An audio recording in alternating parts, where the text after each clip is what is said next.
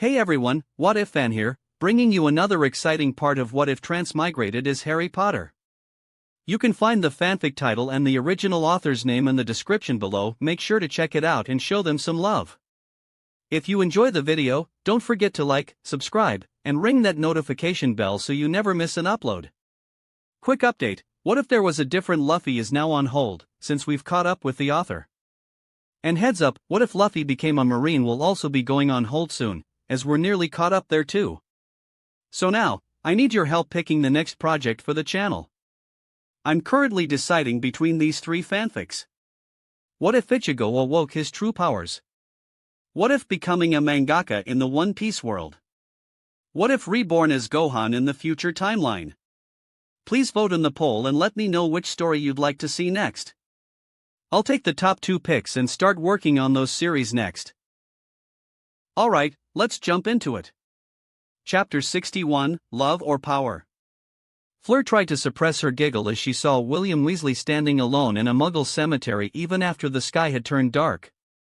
She shook her head and leaned back against the wall by the windowside of a bell tower. He is quite persistent, isn't he? Tonks chuckled, eyeing the elder Weasley brother from a good vantage point. You were the one who told me he'd leave me alone, said Fleur. My mistake. I think this will settle things for William. After tonight, I doubt William will bother you again with job offers in Gringotts or inviting you to dinner. Tonks said confidently. Fleur hoped this was the case. While she was flattered by the lengths to which William Weasley was trying to get a date, she found it creepy, especially after she repeatedly turned down the redhead wizard. Oh, look! It is starting! Tonks excitedly said, immediately using a pair of omnioculars to track better what was going on down in the cemetery. Fleur did the same as she brandished her own pair of omnioculars she received from Harry when they went on a date during the summer to watch a Quidditch game. She looked through the omnioculars and nearly dissolved into a fit of giggles. She had to clamp down hard on the urge as she watched Winky, dressed in a tiny pink flowery summer dress and a pink straw hat, carry a square cardboard box wrapped in bright pink paper towards William Weasley. When Weasley took the box, Winky quietly escaped, leaving William looking around the cemetery like a scared child. Fleur exchanged a smile with Tonks before going back to watching what was coming next. Just as William Weasley opened the box, a red-gloved hand delivered a swift full punch straight on the nose, which took the redhead wizard off his feet. Fleur and Tonks broke into peals of laughter as William Weasley landed on his back, groaning in pain, holding his bright red nose. But it was not over. The red-gloved hand turned into a flock of birds and began attacking the downed Weasley. The redhead wizard screamed like a little girl seeing a ghost and tried to take out his wand, but one of the birds captured the wand in its talons and flew away. No!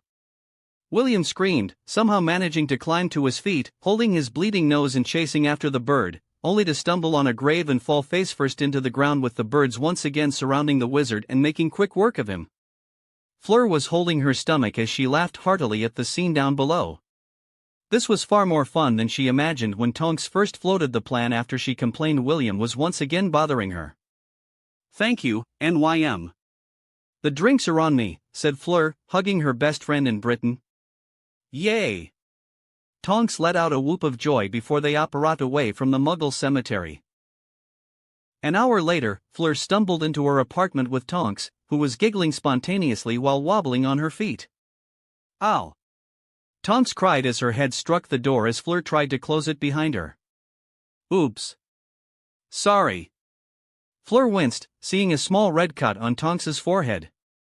Let me take care of that. Fleur immediately helped her friend to a couch and pressed the tip of her wand against the Metamorphmagus head using a simple healing charm. The skin knitted itself back together hastily, leaving no sign of the wound. There. As good as new, said Fleur, patting Tonks on her head. She giggled when Tonks' hair turned neon pink with a few yellow streaks. She had to admit she was a little jealous of Tonks' shape-shifting ability. It'd have been quite comfortable if she could change the color of her hair whenever she wished. She could adjust her height or even her nails if she so desired. Maybe longer eyelashes could have also been an option for her if she was gifted like Tonks. Her musings were cut short when she felt the long smooth fingers of Tonks trace a fine line over her right cheek. You know, you are so beautiful. It's like seeing a fairy. Tonks said, her words slurred a bit towards the end thanks to the amount of whiskey the older witch consumed that night. Are you a fairy? No, I'm not a fairy. I'm Fleur, she said, rolling her eyes at the attitude of Tonks. It was so British of the older witch to drink well beyond her limits and simply incapable of holding herself together. She had to pull Tonks out of the muggle bar they hit off right after the prank because Tonks was losing her control over her shapeshifting ability. Come on. Let's get you into bed. Fleur stood up and tried to pull Tonks to her feet. But the older witch had other plans. Fleur was pulled onto the couch right over Tonks, who smashed her lips against hers in quick order to give her a wet sloppy kiss. For a moment, Fleur was so shocked she just sat there like a petrified unicorn. When she finally came out of the shock, Tonks gasped and pulled back, looking mortified. It was. Tonks searched for words, her eyes darting around the room, too embarrassed to look at Fleur. Well, I suppose I can cross that off my bucket list. Fleur shrugged. You're okay with it? You're not mad? Tonks asked, looking thoroughly surprised and with a hint of relief on her face. I admit I was a little taken back at first, but... Fleur shrugged, it was enjoyable. Oh. Tonks looked thoughtful for a moment before pulling Fleur down with her onto the couch, once again smashing her lips against hers. This time it was not just their lips that were engaged but their limbs as well. They fell on the floor in a tangle of limbs, tearing away each other's clothes while their lips were engaged in a heated battle. Fleur could feel her grip on the allure slacken just as she could see NYM's hair cycle through colors at a fast pace. Aha! Fleur groaned as Tonks pulled back slightly and began leaving a trail of kisses from her lips to her neck. She belatedly realized this night she wouldn't be alone in her bed. The following day, Fleur slowly blinked awake. She was surprisingly in her bed underneath a warm sheet. She tried to stretch herself in the bed, and that was when she noticed an unfamiliar weight that was on her body. She slowly parted the bed cover to see a NYM sleeping soundly, using her upper body as a pillow. Oh. That happened. Fleur muttered, noting that they were stark naked under the cover. The memories of last night came back, even if most of her memories were hazy and lacking much detail. NYM. You need to wake up. Fleur shook Tonks, trying to wake her. Just a little more. Tonks groaned and snuggled herself closer to Fleur, which garnered certain interesting reactions from her body. Tonks. Fleur yelled a little more forcefully while shaking her again. Tonks was wide awake now and looked around in panic. When Tonksonics' eyes settled on her, she could see the light of realization enter Tonks' eyes. So, that happened, huh? Tonks said awkwardly, trying in vain to cover her body with the edge of the bed cover. Fleur slowly sat up, not at all minding the way the covers slipped down her body, giving an eyeful to Tonks. Going by the appreciative eyes that were raking over her body, she was sure Tonks appreciated the gesture. Yes. That happened. Fleur giggled. So, what will we do now? Tonks asked, shamelessly eyeing Fleur's nubile body. Fleur thought for a bit before reaching forward and pulling the sheet that was covering Tonks' body, making the older witch let out an embarrassed squeak. Now, we continue where we left off last night, said Fleur before jumping on Tonks and kissing her soundly on the lips. They didn't leave the bed for quite a while, and when they did, they continued to enjoy each other in the shower as well before they went their separate ways. What they didn't realize, however, was there was another pair of eyes watching all that happened in Fleur's apartment. XXXXXXX. Thank you for informing me, Winky. Harry patted the little elf appreciatively on the shoulder. Should Winky have the bad aura chased away from Mistress Fleur's home, Master Harry? Winky asked, her big green eyes holding an edge in them that was lacking when she first came into his service. It was to be expected, of course. Winky had mowed down a handful of Death Eaters like wheat in the field just 2 months back. That experience would not get wiped away so soon, especially since they pulled off that stunt with none the wiser. No. Nothing of that sort is needed, Winky. Fleur is. Harry pursed his lips for a moment before sighing, Fleur is entitled to live her life as she sees fit. If there is nothing else, you may leave. He went back to going over the scroll he was reading while Winky teleported away with the customary popping sound. Letting out a sigh, he took off his glasses and rubbed his eyes tiredly. He found himself a bit confused at the moment. He was sort of expecting Fleur would get tired of their arrangement at some point, but he didn't expect it to happen so soon and with Tonks of all people. Taking a deep breath, he forcibly expunged all emotions from his mind slowly and carefully. He regulated his breathing for nearly half an hour and just submerged in occluding his mind from everything around him. When he finally came out of the exercise, he was much calmer and collected, enabling him to approach the recent development with a fresh perspective. He thought from Fleur's perspective and saw the damage he could inflict on her should she continue their current arrangement. He realized that his selfishness would only hurt her sooner or later. However, there was one more option. He could let go of his ambitions of accumulating vast political power in the short term and focus on living a comparatively mundane life. He could focus on starting a business and not bother with politics too much, which would free him up to focus on his relationship with Fleur. He was confident he could restore the relationship with Fleur even now.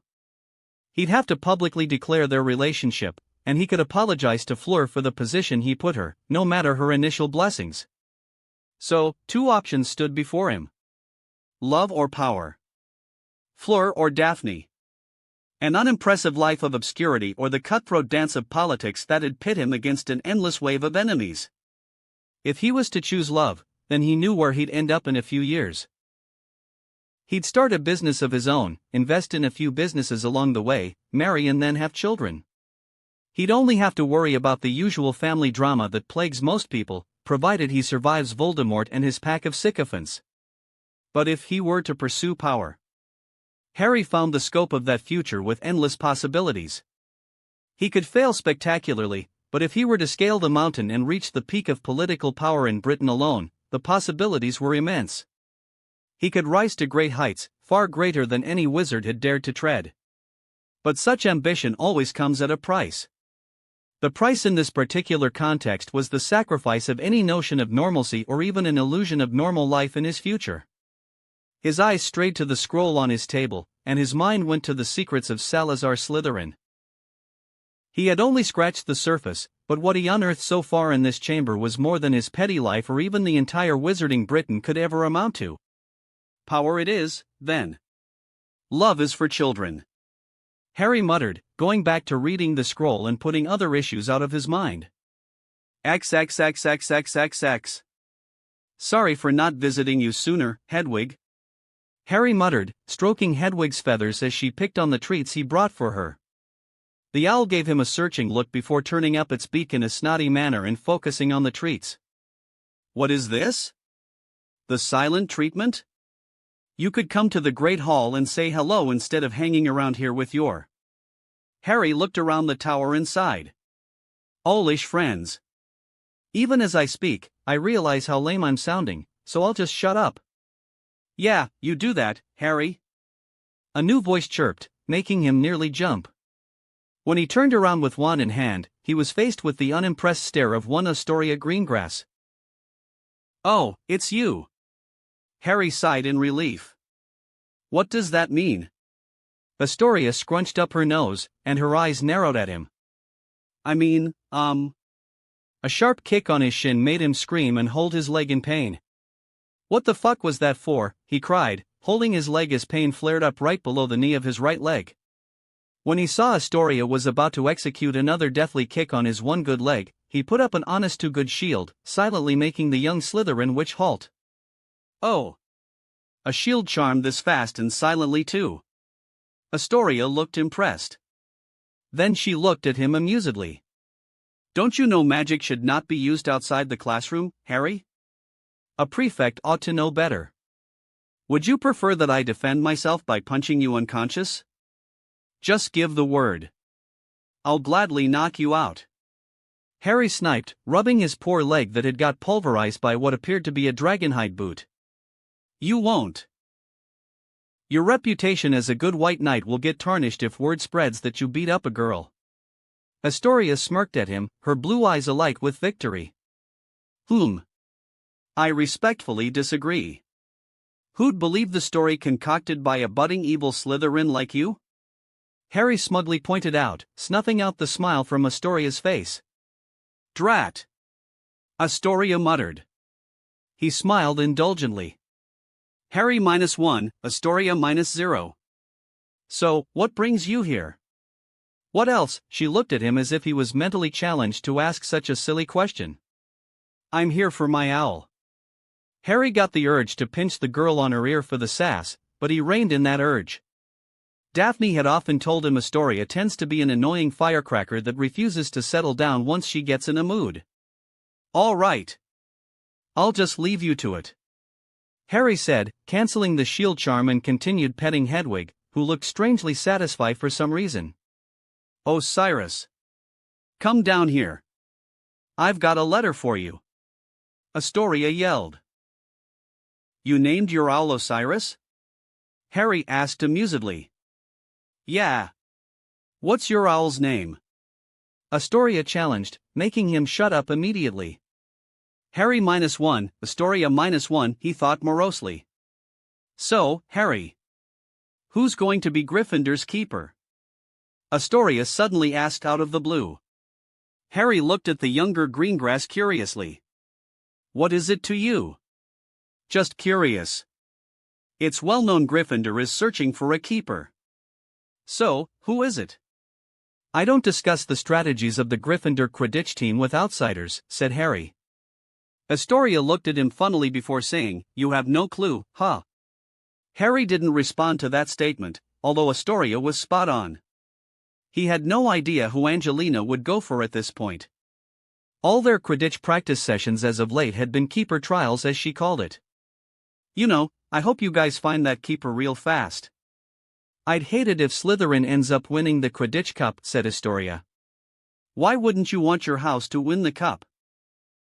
Harry asked suspiciously.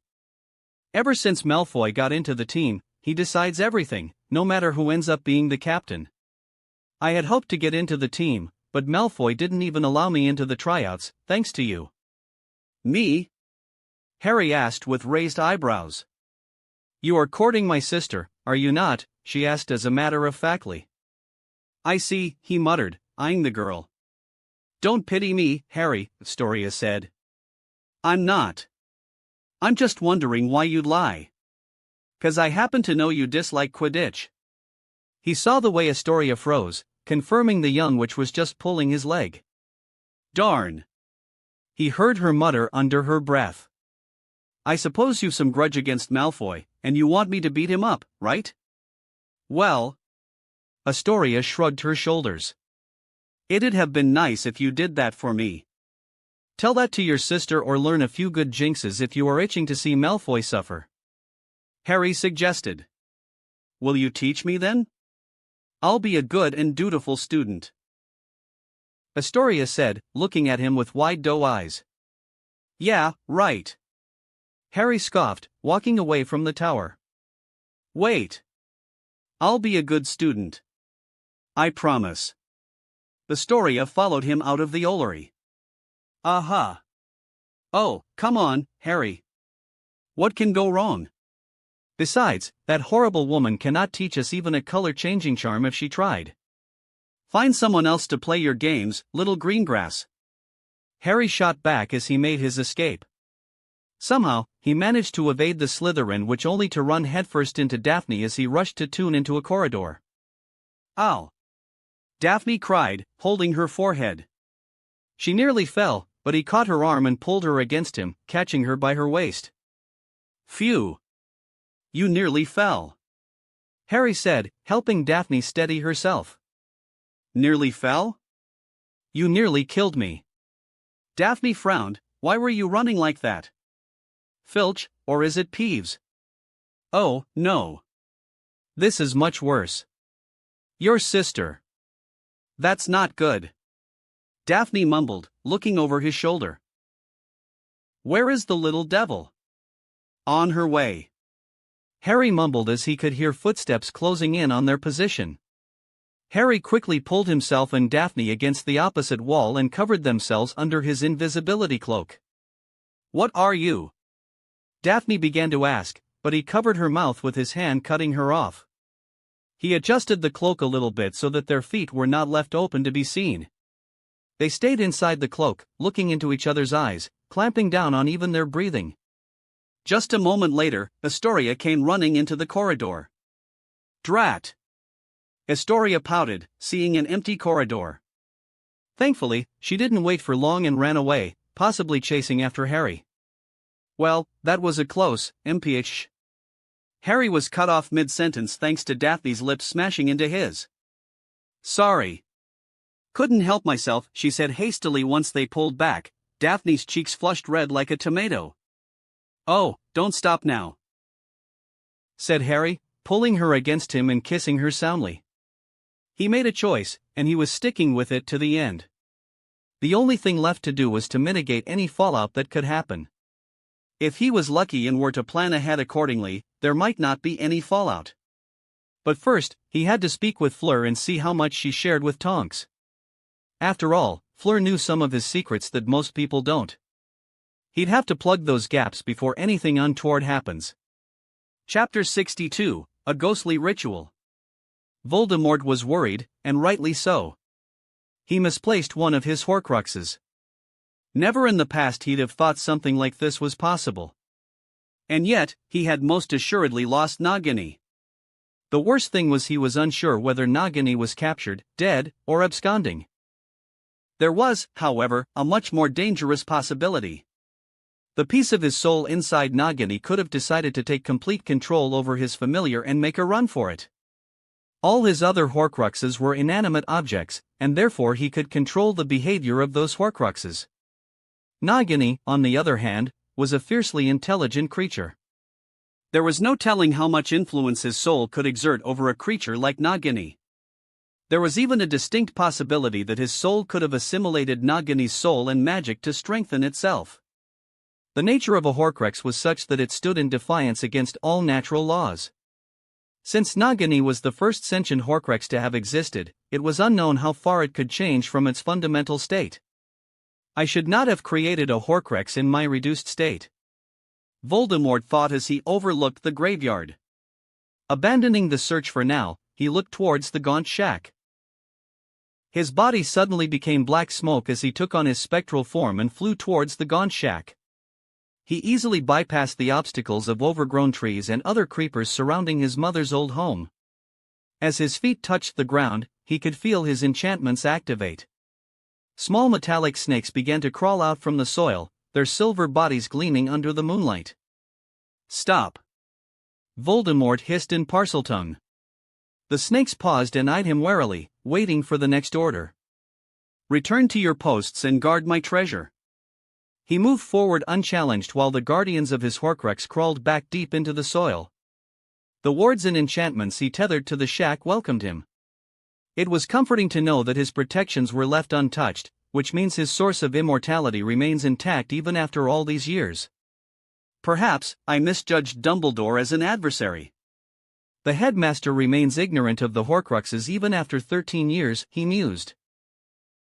Voldemort flicked his wand, making the floorboards move aside, and a small wooden box floated up towards him. Slowly, the box opened, and he saw the gaunt ring. It was his inheritance, the last piece of worthwhile heirloom the House of Gaunt possessed. There was nothing else to the name of House Gaunt other than this rundown shack which was worthless in his eyes. Letting out a scoff, he set his Horcrux back in its place before apparating away to Malfoy Manor. His trusted Death Eaters were waiting for his arrival, gathered at the base of his throne. There was Lucius, Severus, and many lower-tier Death Eaters like David McNair, Amicus Caro, and Electo Caro. He lamented at the fact that he only had 3 competent Death Eaters in his service, out of which, Lucius was the only one that had so far been of any significant use. Severus was useful in keeping tabs on Dumbledore, but the old man was, as usual, barely making any moves that threatened him. Seriously, he wondered what was going through Dumbledore's head when the man sent emissaries to the giants, werewolves, and vampire clans. It was not like these creatures were ever going to stay out of the opportunity that he offered to spread carnage. Then there was Evan Rosier, who had kept his activities a secret. Evan worked better in the shadows anyway, and he didn't want word of Evan's survival reaching the Ministry's or Dumbledore's ears. The rest of the Death Eaters were useless in his eyes. Perhaps, they'd be useful once he gained a grip on the Ministry and a favorable position in the war that was about to come. Until then, their use remained in raising the gold he needed to keep the werewolves happy. Lucius, you start. What news do you have for us from the Ministry? He asked, his red eyes boring into the gray eyes of the blonde-haired wizard. Everything is proceeding as planned. The DMLE is kept engaged by pursuing the werewolves across the countryside. I'd made sure they go after the werewolves from the list Greyback gave us. It should cut down the naysayers among the werewolves and increase the strength of our werewolf allies. Good. I'm not ignorant of your concerns, Lucius. Greyback is growing too strong using our generosity. I shall look into an alternative to Greyback should the beast become too bothersome to our goals. For now, we must use the beast on our enemies, said Voldemort, knowing well that Greyback could become a costly mistake if he were not careful. Thank you, my lord. I've discreetly inquired about the orb that has caught your interest. Lucius tentatively said. Oh. Voldemort sat up in interest, steepling his fingers. Do go on. Unfortunately, the Unspeakables won't allow anyone from outside their order to gain access to their department. Perhaps, if we had Rookwood amongst us, we could have been more successful, my lord. Lucius reported. Voldemort was disappointed that it wouldn't be easy to gain access to the prophecy. He needed to know the rest of the prophecy if he were to move against Potter. He could not afford to face Potter without full knowledge of the prophecy. For too many times, the Potter boy had escaped him, and he had to know what made the boy special. The clue must be in the prophecy, and if he could find the clue, he could easily defeat his nemesis and end the threat to his power before the boy grows too powerful. But Lucius was right. Having Rookwood would undoubtedly gain further insight into the inner workings of the Department of Mysteries and the Unspeakables that work in that obscure department of the Ministry of Magic. My lord. I've got an idea to secure the orb. I do not know whether it'll be successful, but if I have your blessing, then I'll make an attempt on the orb, said Lucius. Voldemort eyed Lucius for a moment before slowly nodding. Make sure you are not directly involved, Lucius. I'd hate for you to incur the wrath of the Unspeakables or even get exposed before the Ministry at this juncture. I shall be conscientious, my lord. Lucius bowed. Voldemort nodded before setting his eyes on his spy in Dumbledore's camp. What do you have to report, Severus? He asked imperiously. Dumbledore is gathering more allies as we speak. He is approaching old pureblood families and beseeching them to be on guard against your influence. Snape reported. Voldemort hummed, looking thoughtful. The death of his chief Death Eaters had indeed depleted his following. It didn't help that most of the extended families of the Death Eaters blamed him for the death of their family members in the graveyard. Combined with Dumbledore's outreach to many of the old families in recent months, had left him with few supporters in the Wisingamot. Even the Knots have gone into hiding, and they were one of his oldest supporters. No matter. They'll all come crawling back once my most loyal Death Eaters are released from Azkaban, he mused. What about Potter? Has Dumbledore started training the Potter boy to face me in battle? Voldemort asked, a bit excited at the prospect of crossing wands with his main nemesis on the battlefield. No, my lord. Snape answered. What do you mean no? Why would Dumbledore not train Harry Potter? Voldemort asked with a frown. Now that you've regained your full-fledged form, Dumbledore fears the Potter boy is vulnerable to your mind arts. Snape's answer only confused Voldemort further. Why would Dumbledore believe so? It was not as if he could reach Harry Potter and use mind arts on the boy. The boy was far away from him, enjoying the safety of Hogwarts. Explain, he commanded. The Potter boy claimed his scar flared up in pain whenever you were close to the boy in his first year. Dumbledore believes a magical connection was formed after your curse rebounded, my lord. He thinks your mind is connected to Potter, and he fears his proximity to Potter might function as a trigger and lets you gain access to Potter's mind. Voldemort was very much confused and giddy at the same time. He was not exactly sure whether there was any connection between his mind to Harry Potter's mind. If there was a connection, as Snape suggested, then he was bound to notice it earlier. If this connection was real, then he could go about using it to his advantage. I need to explore all possibilities. XXXXXX. Harry found himself attending the first project meeting of Ancient Runes. He ended up getting paired with Daphne, but that was Professor Babbling's choice, while Hermione ended up getting paired with Tracy. He got the feeling Professor Babbling purposefully paired him with Daphne specifically to curb his more ambitious projects from coming to fruition. No, we won't be doing anything that has to do with Muggles and their strange trinkets. Daphne put her foot down on his idea to develop a runic array that could potentially shield Muggle electronics from getting fried in a dense magical environment. Oh, come on. It'll be fun. No, it'll not be fun. Have you given it no thought, Harry? You'd be breaking one of the provisions of the Statute of Secrecy. Wizards and witches are not allowed to magically charm any objects of Muggle origin. They are heavily regulated by the Ministry of Magic. Daphne pointed out, looking at him as if he had lost his mind. Well, Harry rubbed the back of his neck a bit embarrassedly. You didn't even think about it, did you? Daphne asked, rolling her eyes. And to think I thought you were smart and not an unthinking Gryffindor. Hey! They bounced ideas back and forth for the rest of the hour and came up with a list of ideas they thought were worthy enough to pursue. Simply coming up with the idea was not enough for their project to get approved by Professor Babbling. They had to do some research and present the concept before Professor Babbling in coherent and sensible language. If the professor was not convinced they were not prepared to take on the task, she reserves the right to reject their idea, and then they would be back to square one. It took them 3 days of constant brainstorming to come up with an idea both of them could stand by. They even had a backup idea if the first one failed to meet the approval of Professor Babbling. And that was how they ended up before the scrutinizing stare of their Ancient Runes professor. Their professor eyed them both doubtfully.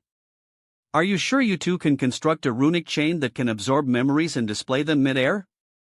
We can, Harry said confidently. What about you, Miss Greengrass? Keep in mind Potter already completed what constitutes for project work last year. I merely assigned him to you so that I won't have to create a 3-person project team. If this project work fails, it'll affect your OWL grade alone. Professor Babbling warned, making Daphne squirm. I understand. I'd like to proceed with the project, Professor. Daphne said. All right then. Professor Babbling nodded, taking the piece of parchment they gave her and putting her signature on it, giving her approval of the project.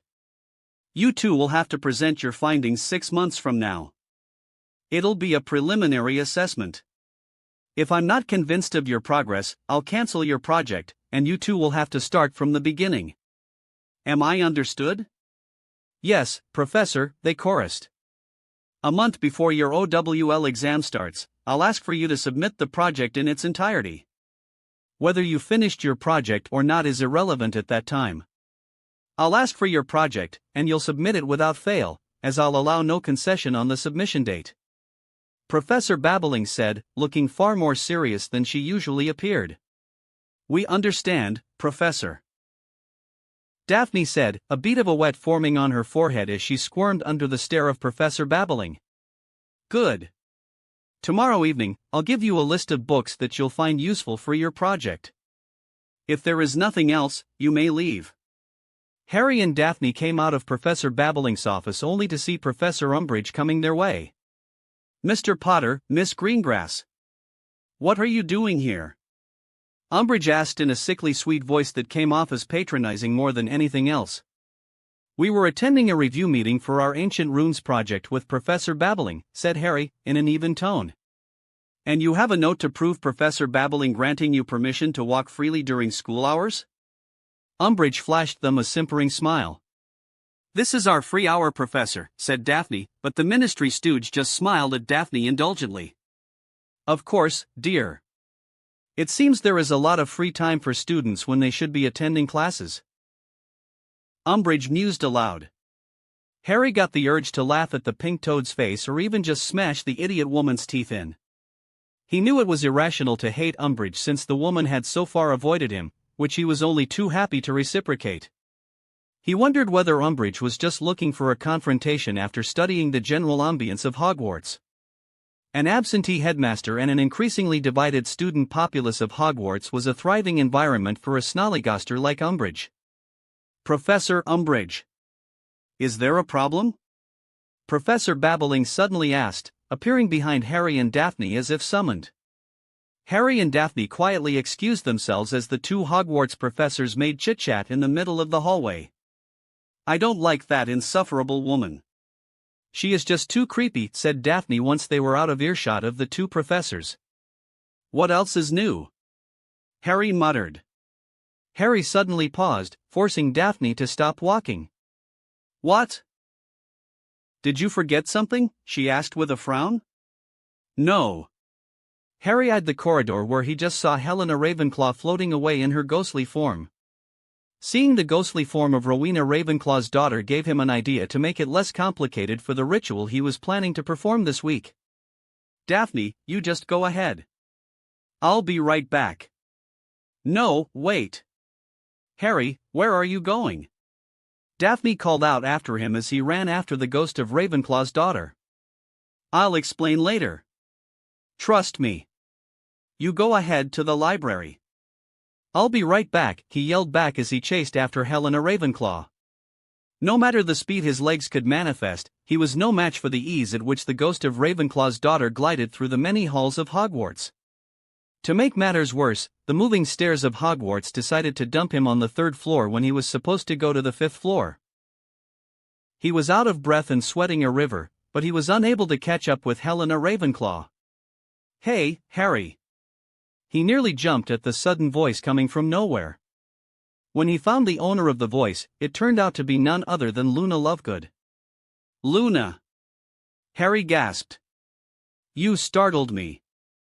What are you doing here? Oh, me? I was just looking for some nargles. Luna said airily before pulling down the purple-colored glasses on her face, which were somehow tucked inside her sandy blonde hair. And I've found them. You seem to be carrying around a lot of nargles on you, Harry. Harry cracked out a laugh as some of the tension that was built up vented out, leaving him a bit more composed. These nargles.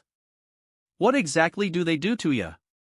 Harry raised an eyebrow curiously. Oh, they prey on unsuspecting minds and create discord, Harry. The only way to ward them off is with this. Luna touched her butterbeer cork necklace and showed it off to Harry. I see, he said, nodding slowly. So, you were running after Helena. Why do you want to meet her, Harry? Luna asked, tilting her head to the side and looking at him curiously with her pale blue eyes. You saw her? He asked, startled. I may have. Luna said, shrugging her shoulders. Can you lead me to her? He asked politely. I suppose. If I don't help you, the nargles will make short work of you, Harry, said Luna before happily skipping away with a spring in her steps. Harry shook his head and trailed after his Ravenclaw friend. Along the way, Luna explained to him in detail the dangers of getting exposed to nargles for a long time. She even gifted him a spare butterbeer cork necklace she kept as a backup. He didn't have the heart to deny the gift from Luna. So, he took it, promising to himself that he'd add Luna to his list of important friends worthy of getting a gift from him on the winter solstice. They walked quite a lot in the castle, but Luna kept her promise and found Helena Ravenclaw for him. The long-dead daughter of the infamous Rowena Ravenclaw was looking down at the Hogwarts grounds from a tower close to the Ravenclaw dorms. Helena, Harry has something to ask of you, said Luna in a blunt manner which made Harry fear Helena would find it offensive. Thankfully, the Ravenclaw ghost merely turned around and looked at him coldly. I'll leave you two to talk it out between yourselves, said Luna, trotting away whistling a jolly tune with her long sandy hair dancing on her back. First of all, I want to assure you that your mother's diadem is free of the dark curse desecrating it. Harry started, hoping the Horcrux destruction would be an excellent place to start. I already know. You destroyed my mother's diadem in the process. Helena said blandly. Sorry for that. There was no other way to remove the curse. Harry was genuinely apologetic as he knew there was no other way. If there were a way, he'd have taken care to preserve the artifact of one of the great founders of Hogwarts. Unfortunately, the destruction of the host object was the only way to destroy a Horcrux, especially when it comes to powerful magical containers acting as hosts to the soul shards. Don't be Harry Potter. Say what you have to say instead of wasting my time, Helena said sharply. She's one snippy witch, he thought with a scowl. As you've probably learned by now, Riddle is back in a body. He is slowly regaining his power, and he seems hellbent on trying his best to kill me. I've been trying to shorten the gap in magical power and knowledge with the Dark Lord. You can help me with. I'm not interested, Harry Potter, Helena said coldly. The wisdom and knowledge that I coveted from my mother only brought ruin to me. It'll no doubt bring ruin to you as well. The knowledge that requires no self-discipline to acquire is bound to be a curse rather than act as a source of wisdom or power. I do not covet your knowledge, Miss Ravenclaw. What I need is your willing consent to participate in a ritual of sorts. Harry hurriedly explained. A ritual? What kind of ritual? Helena asked with a frown. Here Harry knew he was taking a risk in trusting Helena Ravenclaw with the details of the ritual. But he had no other choice but to trust Helena. The other ghosts in Hogwarts were gossip queens, unlike Helena Ravenclaw, who was a treasure trove of secrets. Besides, he got the feeling that Helena would be inclined to help him out of her interest in seeing Voldemort's downfall. There was also the fact that she owed him a favor. After all, he did undo her mistake by destroying her mother's diadem. Hoping against hope, he began narrating the ritual and what it entails to a curious Helena Ravenclaw. Chapter 63, The Ritual of Vimana. The Ritual of Vimana. Helena muttered. You want to conduct the Ritual of Vimana while you're this young? Harry sensed immense disapproval coming from the daughter of Rowena Ravenclaw. Ritual of Vimana. Is that what it's called? You don't even know about the name of the ritual, but you're willing to go through with it? Helena asked incredulously. Well, Harry coughed embarrassedly. I know how to conduct the ritual. Really? Helena eyed him skeptically. And you have done proper research on the consequences of the ritual? Harry trailed off, looking anywhere but at the ghostly face of Helena Ravenclaw. Of course, you don't know. Show me all the notes you prepared for this ritual. I would like to see what I'm getting into even if you have no concern for your well-being. Harry was forced to take her to the chamber and show her all the notes he had prepared for the ritual. By the time he explained and showed all the notes, he was lucky Helena Ravenclaw looked like she was just about ready to bludgeon him to death. Since she couldn't physically assault him, she had a few choice words to say to his face. After getting an earful of colorful vocabulary from a 1,000-year-old ghost, Harry decided it was better to recalibrate the design and overall progression of the ritual, even if it pushed the schedule. It was not like he was lacking in time. He only had to complete the ritual before the next moon phase. Till then, he was free to conduct the ritual. Besides, the proposed changes by Helena were not that difficult to implement. He just had to brew 2 new potions and make some adjustments to the rune circle to accommodate the 2 potions. With the ritual pushed to a later date, he went back to concentrating on Quidditch and schoolwork. Angelina continued to push for more keeper trials, but no matter how far she pushed the last 3 keeper hopefuls, she could not pick one. On the bright side, the 3 permanent chasers and reserve chasers were able to get in some good practice with their shooting skills going up against 3 keepers. Angelina was a slave driver during practice sessions, therefore, Harry was quite happy the first 2 hours of the next morning was history of magic. The physical fatigue due to Quidditch practice and the lack of sleep, thanks to patrol duties combined with his extracurricular activities the night, left him deprived of hours of sleep. He compensated for last night's lack of sleep in the history lesson, with Binns droning on about some stupid battle in the past.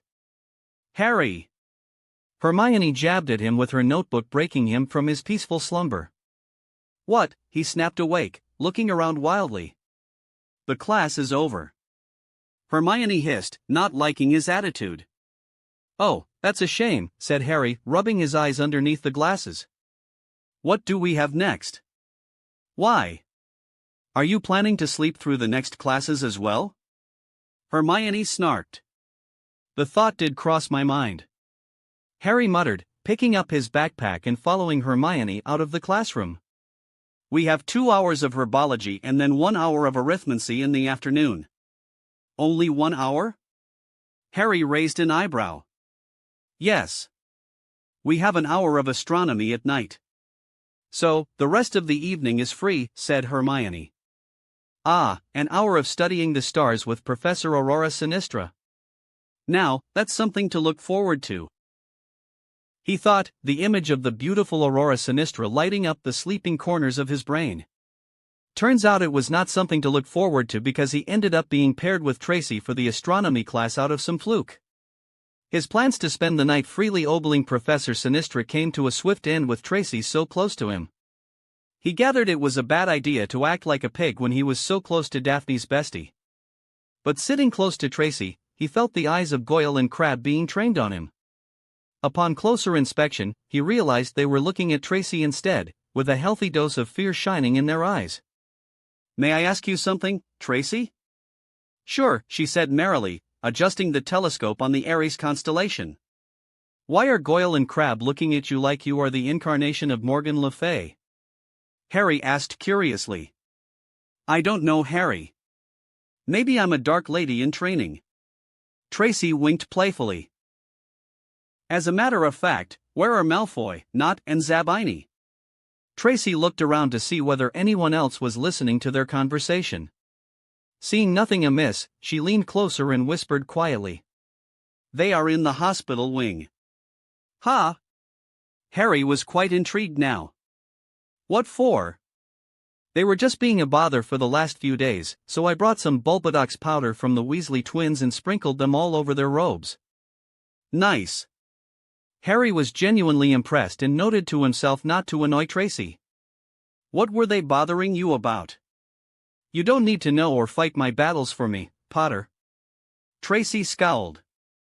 "All right." Harry raised his hands in surrender. "You made your point." "You are a big girl capable of standing your ground against those idiots, which makes me wonder. How did those two escape your wrath?" Harry asked, pointing at Crabbe and Goyle. "I prefer my enemies to have a minimum level of intelligence. There is no fun in attacking dumb people, Harry." Harry looked thoughtfully at the 2 Slytherin boys.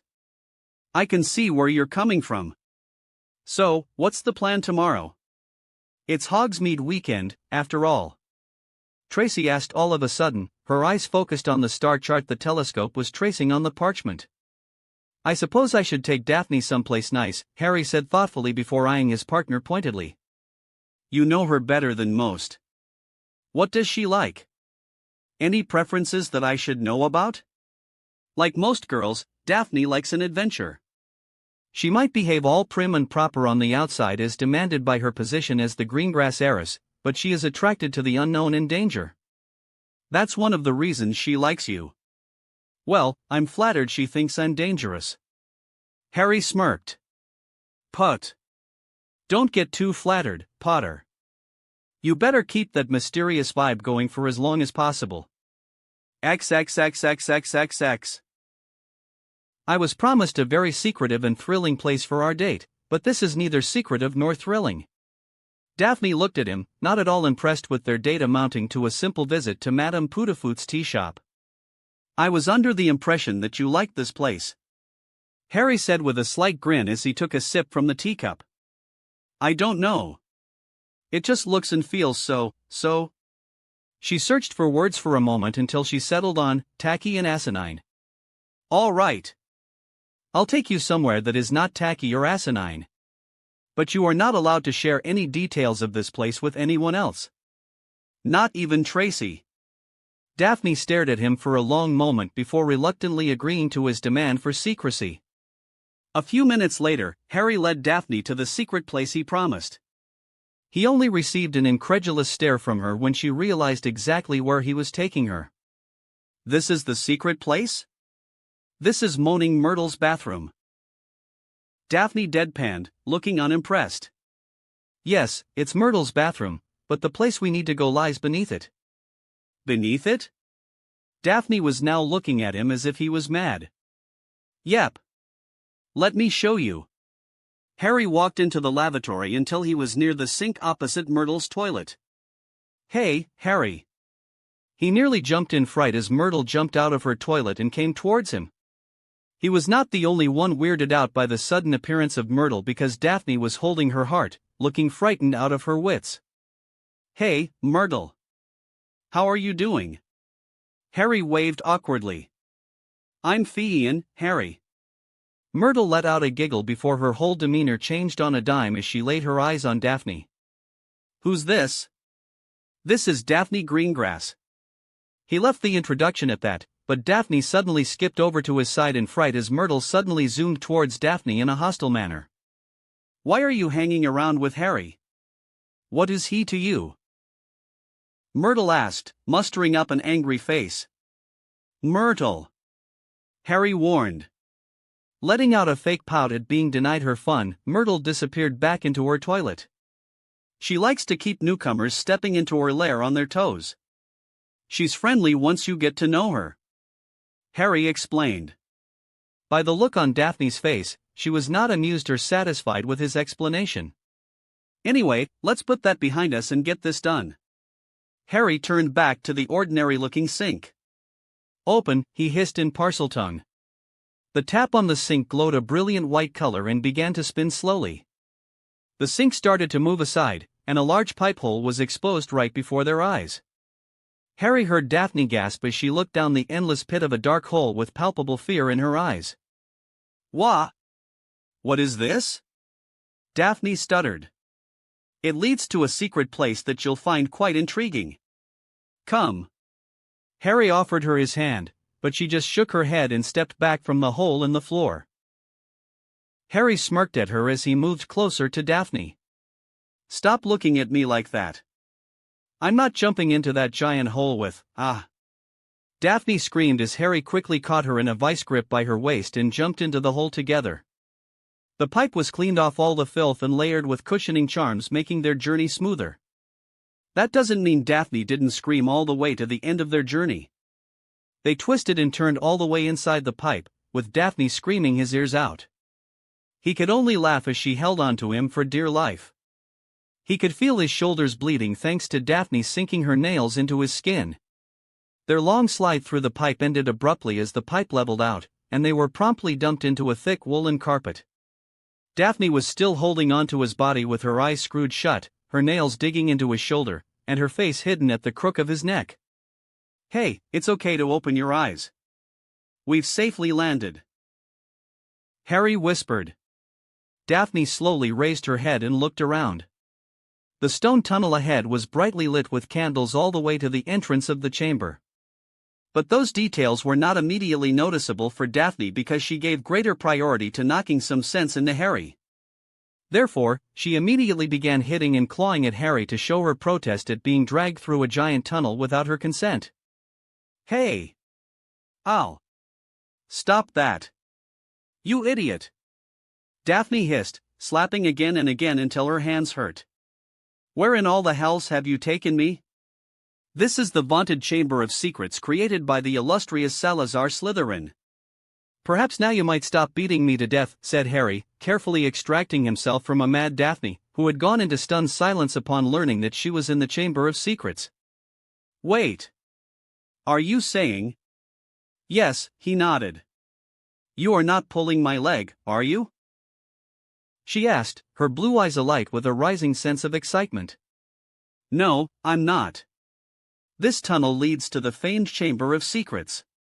Oh, Harry, she let out an excited squeal and quickly came to his side as if she used teleportation. All right then. Are you ready to see Slytherin's chamber? Yes. Oh, yes, Harry. Let's go. Daphne was visibly vibrating with excitement. The tunnel remained silent except for their footsteps as they made their way forward. The candles along the tunnel lighted their way forward until finally, they stood before a solid wall with two giant statues of snakes could be seen. Merlin! They are beautiful. Daphne whispered in awe. Harry looked at the girl in his arms and shook his head. If that's your reaction to seeing a simple stone wall, then wait till you find what's in there. Harry whispered into her ears. Daphne visibly shivered at that. Looking at the stone wall and the carved snakes on the wall, Harry hissed out, "Open," in Parseltongue. The emerald eyes of the serpents came alive with light, and they slithered on the wall. The wall cracked open dramatically with proper fanfare that impressed Daphne, going by her wide-eyed look. "Welcome to the Chamber of Secrets," Harry said with a flourish and guided Daphne inside. Bright candlelights lit the long chamber, showering the whole massive structure in golden light. Massive stone sculptures of snakes and lions stood guard on the gigantic pipes that ran through the chamber. Massive pillars and archways were a common sight inside the chamber. "This is so beautiful," Daphne said in awe, taking in the famed lair created by her house's founder. "Come." Harry led her out of the long series of pillars to see the towering giant statue at the far end of the chamber. "Is that?" Daphne whispered, too stunned to even take her eyes off the sculptured face of Salazar Slytherin. "I assume so, yes. That might be the statue of Salazar Slytherin," said Harry, looking at the restored face of Salazar Slytherin. He had, in his infinite wisdom, decided to transfigure the statue into a lion head out of some misplaced notion that Slytherin was the cause of all things wrong in his life. But after reading through some of the scrolls and books in Slytherin's collection, he could not see a Voldemort-like figure when he thought of Salazar Slytherin. There was no doubt Salazar was a well-accomplished dark wizard capable of great evil acts, but so were the other founders of Hogwarts. The first millennium of the Common Era was rife with battles, genocide, and large-scale wars. Britain was not exactly a peaceful land during that time period. The Roman Empire was cutting a bloody swath through Celtic Europe during that time period, and anyone would be an idiot to think the four founders of Hogwarts had squeaky clean hands. He was pretty sure the founders had seen their share of blood. Anyway, the point was he now knew better than to take out his frustration with the situation surrounding Voldemort and Death Eaters on the footprints left by Salazar Slytherin. It also helped that all the records he had gone through so far never indicated that the basilisk in the chamber was meant to kill Muggleborns. There was a scroll written in ancient Greek that spoke of a giant serpent guarding the secrets to Elysium. He had yet to find whether the scroll was necessarily talking about the basilisk and the chamber, but he would soon find out with more research. "Why are there so many lions in here?" Daphne asked with a scrunched-up nose. He didn't want her to find out the lion statues were a recent addition. "Perhaps they are a tribute to the friendship between Slytherin and Gryffindor," Harry suggested. Daphne looked at the lion statues and then at him with suspicion. "Come now. Our table awaits," Harry said, snapping his fingers. Suddenly, a table appeared with all sorts of food neatly arranged on plates courtesy of Dobby and Creature. The two elves also appeared beside the table with two ornate chairs from Grimmauld Place. Even the silverware came from the House of Black, seeing as the black crest etched on the plates and other utensils. The air smelled of cinnamon thanks to air freshening charms that swept away all the smoke from the burning candles. Then again, these were magical candles. Not the mobile cancer factory that goes around in the Muggle world that looks like candles. Even as Daphne took her seat graciously, she was still looking around the chamber with awe and unbridled curiosity. "Harry. Wasn't there supposed to be a monster of some sort in the chamber?" Daphne asked, her eyes darting around with a touch of fear. "Oh, yes. You want to see it? It's nearby?" Daphne asked worriedly, chewing her bottom lip. "In a way," Harry said with a secretive smile. Daphne frowned at him and thought it over for a time before expressing her wish to meet the monster of Salazar's chamber. Harry took great pleasure in bringing down the Notice Me Not charm on the basileish skeleton hung from the ceiling before he directed Daphne's attention upward. The shrill girlish scream Daphne let out was quite entertaining. He had to dodge a curse later down the line, but it was still worth it as Dobby managed to capture that moment using a magical camera. XXXXXX. A perfect half-moon was visible in the night sky. The runic circle was drawn on the forest floor without any blemishes. He had triple-checked the runes, and the arithmancy also checked out. The potions were all brewed as per the requirement, and so were the special items required for the ritual, like thestral hair and a single white feather of a Lola Irsuela na rain, eagle with a sunlit eye. Has Pluto come to the position as per the star chart? Helena asked. No, not yet. Harry answered, looking at the current pattern of the 9 celestial bodies orbiting the sun. It needs 1 more minute for the perfect alignment. Harry looked around the dark forest, and in the distance, he could see the lights coming from Hogwarts. They were not too deep into the Forbidden Forest, but at the same time, they were at the edge of the boundary between the Acromantula-controlled area and Centaur Land. Curiously enough, there was no sign of the centaurs. Maybe my warding skills have gone up a notch if even the centaurs have not noticed intruders in their territory. Harry thought. There could be another reason, though. The presence of Helena Ravenclaw might have given him a free pass from the centaurs. He knew ghosts were a particular subject of interest in the centaur community for some reason. The centaurs, for whatever reason, give a lot of leeway to ghosts, no matter their race. I was meaning to ask. Why are you helping me? Harry suddenly sprung the question on Helena. The ghostly face of Helena Ravenclaw didn't so much as twitch despite his intent to put the Ravenclaw ghost on the spot. Why? You do not like my help? Helena asked, raising a delicate eyebrow. Oh no. I'm quite flattered and thankful for your aid. It's just that you said your mother's knowledge is not meant for others. And I didn't lie. Those who sought my mother's knowledge have perished or become corrupted by it. I don't need to depend on my mother's knowledge to assist you in this ritual, said Helena. Harry grunted, eyeing Helena like a puzzle. You need not worry, Harry Potter. I'm unlike my mother, who hoards her knowledge inside a tiara of all things. What good is knowledge if it is kept in darkness and away from the light of the world? If my knowledge serves in aiding you against Tom Riddle, then so be it. My knowledge will serve a greater purpose. Harry could detect a lot of hostility for Rowena Ravenclaw in that short monologue from Helena. But he was not complaining. I made the mistake of trusting my mother's knowledge and legacy with Tom Riddle because he was a bright student. I saw so much of myself in him and the potential good he could have become for the wizarding world. Now, he could feel a great deal of disappointment and pain from the ghost. Perhaps, it was the resentment towards her mother and the attachment that she holds to her mother's legacy that tethers her to the world of the living despite her death thousands of years ago. Oh, look! The alignment is complete. Harry crowed happily. Helena quickly took her position in the portion of runes assigned to her. Her spectral body pulsed as she touched the ground riddled with runes. Do it now, Harry Potter, said Helena. Harry placed the tip of his wand against the sun rune and energized the moon runes to absorb the light of the half-moon in the sky. The moon runes glowed silver-white, and then the runes representing the 9 celestial bodies came alive with magical energy as they absorbed the properties of the potions and other vital pieces of the ritual. The magic in the runic circle reached a tipping point before it coalesced into a wave of energy that washed into his body. Unlike other rituals he had engaged in, this time, he didn't feel heavy with magic. In fact, he was feeling lighter with each passing second. I can feel it now. Harry whispered. He first lost feeling in his legs, and then one by one, he lost feeling anything from the rest of his body.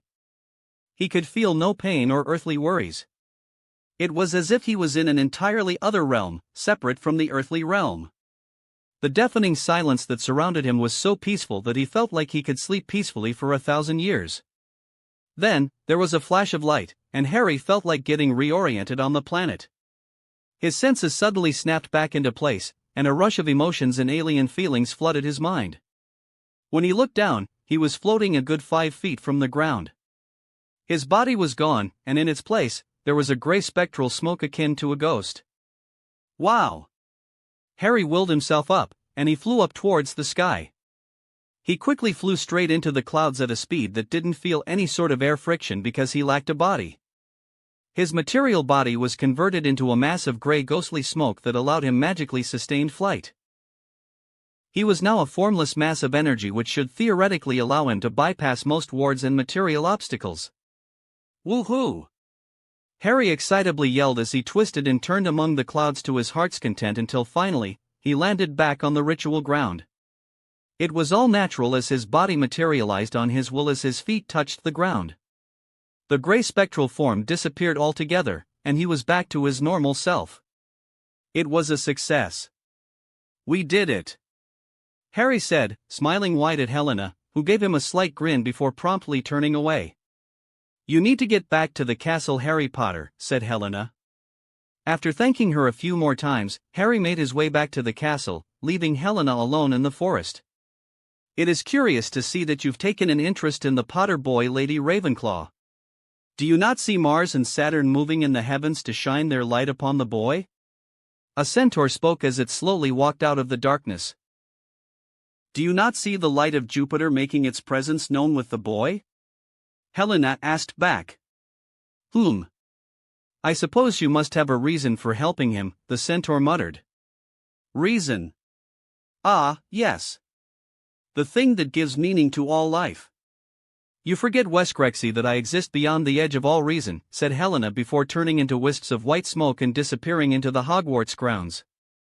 Chapter 64, The Blood Quill P1. So, you are saying we need a spell that can seek out the position of eyes of every viewer in the vicinity to adjust the projected imagery in such a way that they get a frontal view rather than a slanted one? Daphne looked curiously at Harry while discreetly munching on a chocolate bar Harry generously gifted her. Yes. Otherwise, our project won't be that attractive. We need to look for a charm that encompasses detection and targeted image projection, said Harry. I know a book that can be of help on that front, said Daphne, immediately disappearing into the charms section of the library. Harry looked around the library to see whether anyone was in the immediate vicinity. Madame Pants was sitting behind her desk near the entrance, reading what he assumed was a magazine of some sort. Standing up from his seat, he followed Daphne to the charms section. He found her climbing a ladder to reach for the top shelf.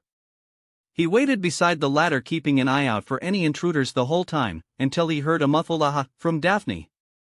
Look, Harry! I found the book, Daphne said excitedly, climbing down from the ladder with a thick tome in her hands. The cover read, Detecting the Undetectable by Veronica Moon. I think I have a copy of this back home. I've seen it in passing in my mother's study. Daphne continued to ramble without realizing the changes around her. Suddenly, she found herself cornered with her back against the bookshelf. She took note of how close Harry was to her, with his hands on either side of her against the bookshelf. Daphs, Harry murmured against her lips, just a hair's breadth between them. Daphne moaned, her eyes fluttering as Harry pressed against her. A pair of warm lips pressed against hers, stealing her breath away. She could no longer keep her eyes open as she dissolved into the warm sensation that was blanketing her whole body. Her whole body was tingling as Harry sucked and prodded her lower lip. She distantly felt the book in her slipping down from her grasp. Her hands, now free of the task of holding the book, went into threading through Harry's black hair. In the throes of passion, she accidentally sunk her nails into Harry's skin near his neck, earning a hiss from her boyfriend. They broke off from the kiss, making Daphne silently protest in her mind. Sorry, she muttered dejectedly. Harry only chuckled, and she was immediately forced to bite her lip as Harry dipped his head and began leaving a trail of kisses and sharp nips all along her neck. It was like her skin was set afire, but instead of drowning in pain, she was consumed by pleasure. She felt Harry push her robe to the side, exposing the skin of her right shoulder before pressing kiss after kiss. She could feel the buttons of her shirt slip away one by one as Harry explored more of her skin. She'd have enjoyed it more if Harry was entirely successful, but they froze upon hearing footsteps drawing closer to their location. Daphne looked down at Harry, who was just shy of a few inches from her right breast. Their eyes locked for a moment before suddenly they sprang into action. Harry was quick to comb his hair with his palm and adjust his robes, while Daphne quickly adjusted her white shirt and green robes. She acted quickly by pressing her wand against her blonde hair and applying the grooming charm that set her disheveled hair smooth and curly. She could do nothing about her flushed face or even her reddening lips. Harry immediately pushed into her hand the charms book she took from the shelf. She quickly caught on to what Harry was thinking, and she quickly hid her face behind the book. Harry meanwhile went about climbing the ladder and made a show of browsing the books on the shelf. The footsteps suddenly came to a halt, and Daphne peeked from behind the charms book. It was none other than Madame Pants. The Hogwarts librarian looked at them suspiciously for a long moment before walking away. It was only when the footsteps of Madame Pants became a distant echo that Daphne let out the breath she was holding. Her whole body sagged in relief that she was not found in a compromising position with Harry in the library. She would have been the talk of the school should something like that was to happen. Not to mention she couldn't bear to think what her mother would do to her should she bring shame to the house of Greengrass and Regensburg. Daphne let out a gasp as Harry pressed a chaste kiss against her hair just right below her left ear. She felt his hands against her waist and steadily climbing up. Before she got immersed in pleasure, she immediately stopped Harry's hand just as he reached her ribs by hitting his hands with the charms book. "Stop that!" Daphne muttered and tried to wiggle out slowly from his grasp. Harry once again tried to move his hands up while nipping at her skin on the neck with his teeth. She resisted the urge to give in and managed to wiggle out from his grasp. "No," she said sharply, but her eyes softened when she noticed Harry froze at her tone. "No," she said much more softly, reaching on her tiptoes to press a kiss against Harry's cheek. "Let's go, Harry." "Fine." Harry let out a frustrated sigh but, with silent acquiescence, followed her out of the library. They walked through the corridors of Hogwarts in relative silence until Harry chose to break it. "Hey, Daphne. I'm sorry if I was too forward. It was not my intention to put you in an uncomfortable position." Harry came forward and apologized, making Daphne look at her boyfriend with wide eyes. "You weren't too forward," she immediately said before she could control herself. "Oh." Harry now looked intrigued, while Daphne felt like she dumbly jumped into a pothole and got stuck. There was no other recourse for her but to plow on. "I just don't want anyone to see us, you know." She stuttered out lamely, searching for words to adequately describe what she was feeling. "Oh, I get it." Harry smiled brightly, taking her aback, but then, he leaned in close and whispered into her ear, making her blush. "You just want us to get frisky when we are all alone, huh? I think there are a few broom closets on the way to the dungeons." Daphne looked scandalized at the suggestive undertone. "Shut up," Daphne whispered, blushing up a storm at Harry's insinuation. "Hey. If you don't prefer broom closets, we can spend some quality time in Slytherin's chamber." Harry wiggled his eyebrows suggestively. The scandalous look on Daphne's face set Harry off into peals of laughter. "All right. Not the chamber because you seem to worship Slytherin. Then how about another secret place that only I know? It can be another date." Harry smirked, throwing his arm around Daphne's shoulder. "So, what do you say?" Daphne merely hid her blushing face behind a veil of her blonde hair and muttered under her breath about how much of a rogue he was. Harry chuckled heartily at the reaction he garnered from Daphne, and he didn't let up on the flirting till he escorted her to the dungeons. XXXXXXX. Ow. Harry yelped as Katie Bell applied a healing salve on his forearm. "Stop trying to move the arm too much, Harry." Angelina fussed over him like a mother hen. "Hey, it's just a small injury. I only have a slight pain, and I'm sure it'll pass within a day. You don't need to make it a big issue," Harry complained. "If my seeker is injured when we are so close to the match, then it is a big issue, Harry," said Angelina. Harry stared at the Quidditch captain incredulously. "What are you talking about? Our first match is weeks away." "Weeks, not months," Angelina emphasized with a deranged obsessive look that set both Harry and Katie on edge. "Which means we have fewer practice sessions. I want you playing more interference to give our chasers an edge because, frankly speaking, I don't have much hope for our keeper recruit. And you can't do that if you're injured." Harry exchanged a look with Katie, but the older girl just signaled him to shut up and go along with Angelina's wishes. Giving in to Katie's wisdom, he stayed still and allowed Katie to treat his injury, which was nothing but a product of a bludger grazing his arm when he was trying to play interference with the quaffle against the opposing chasers. I'll look after Harry, Angie. You can focus on the keepers. Katie offered. Angelina sped away on her broom, muttering about having to focus on the keeper trials. It seems our queen bee is on fire today. Harry muttered. Angelina is just under a lot of pressure. I think she's still second-guessing her choice of keeping Ron Weasley as keeper. She made the right choice given the options, said Harry. I agree. She's just trying to outdo Oliver. Katie chuckled at the thought of anyone surpassing their former Quidditch-obsessive slave driver captain.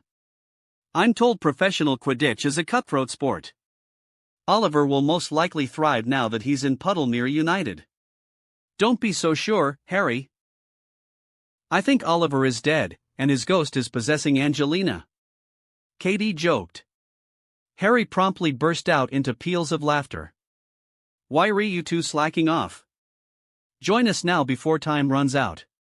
We need to practice your coordination a bit more, Katie. Angelina shouted at them, making them scramble to get their brooms and take their positions up in the air.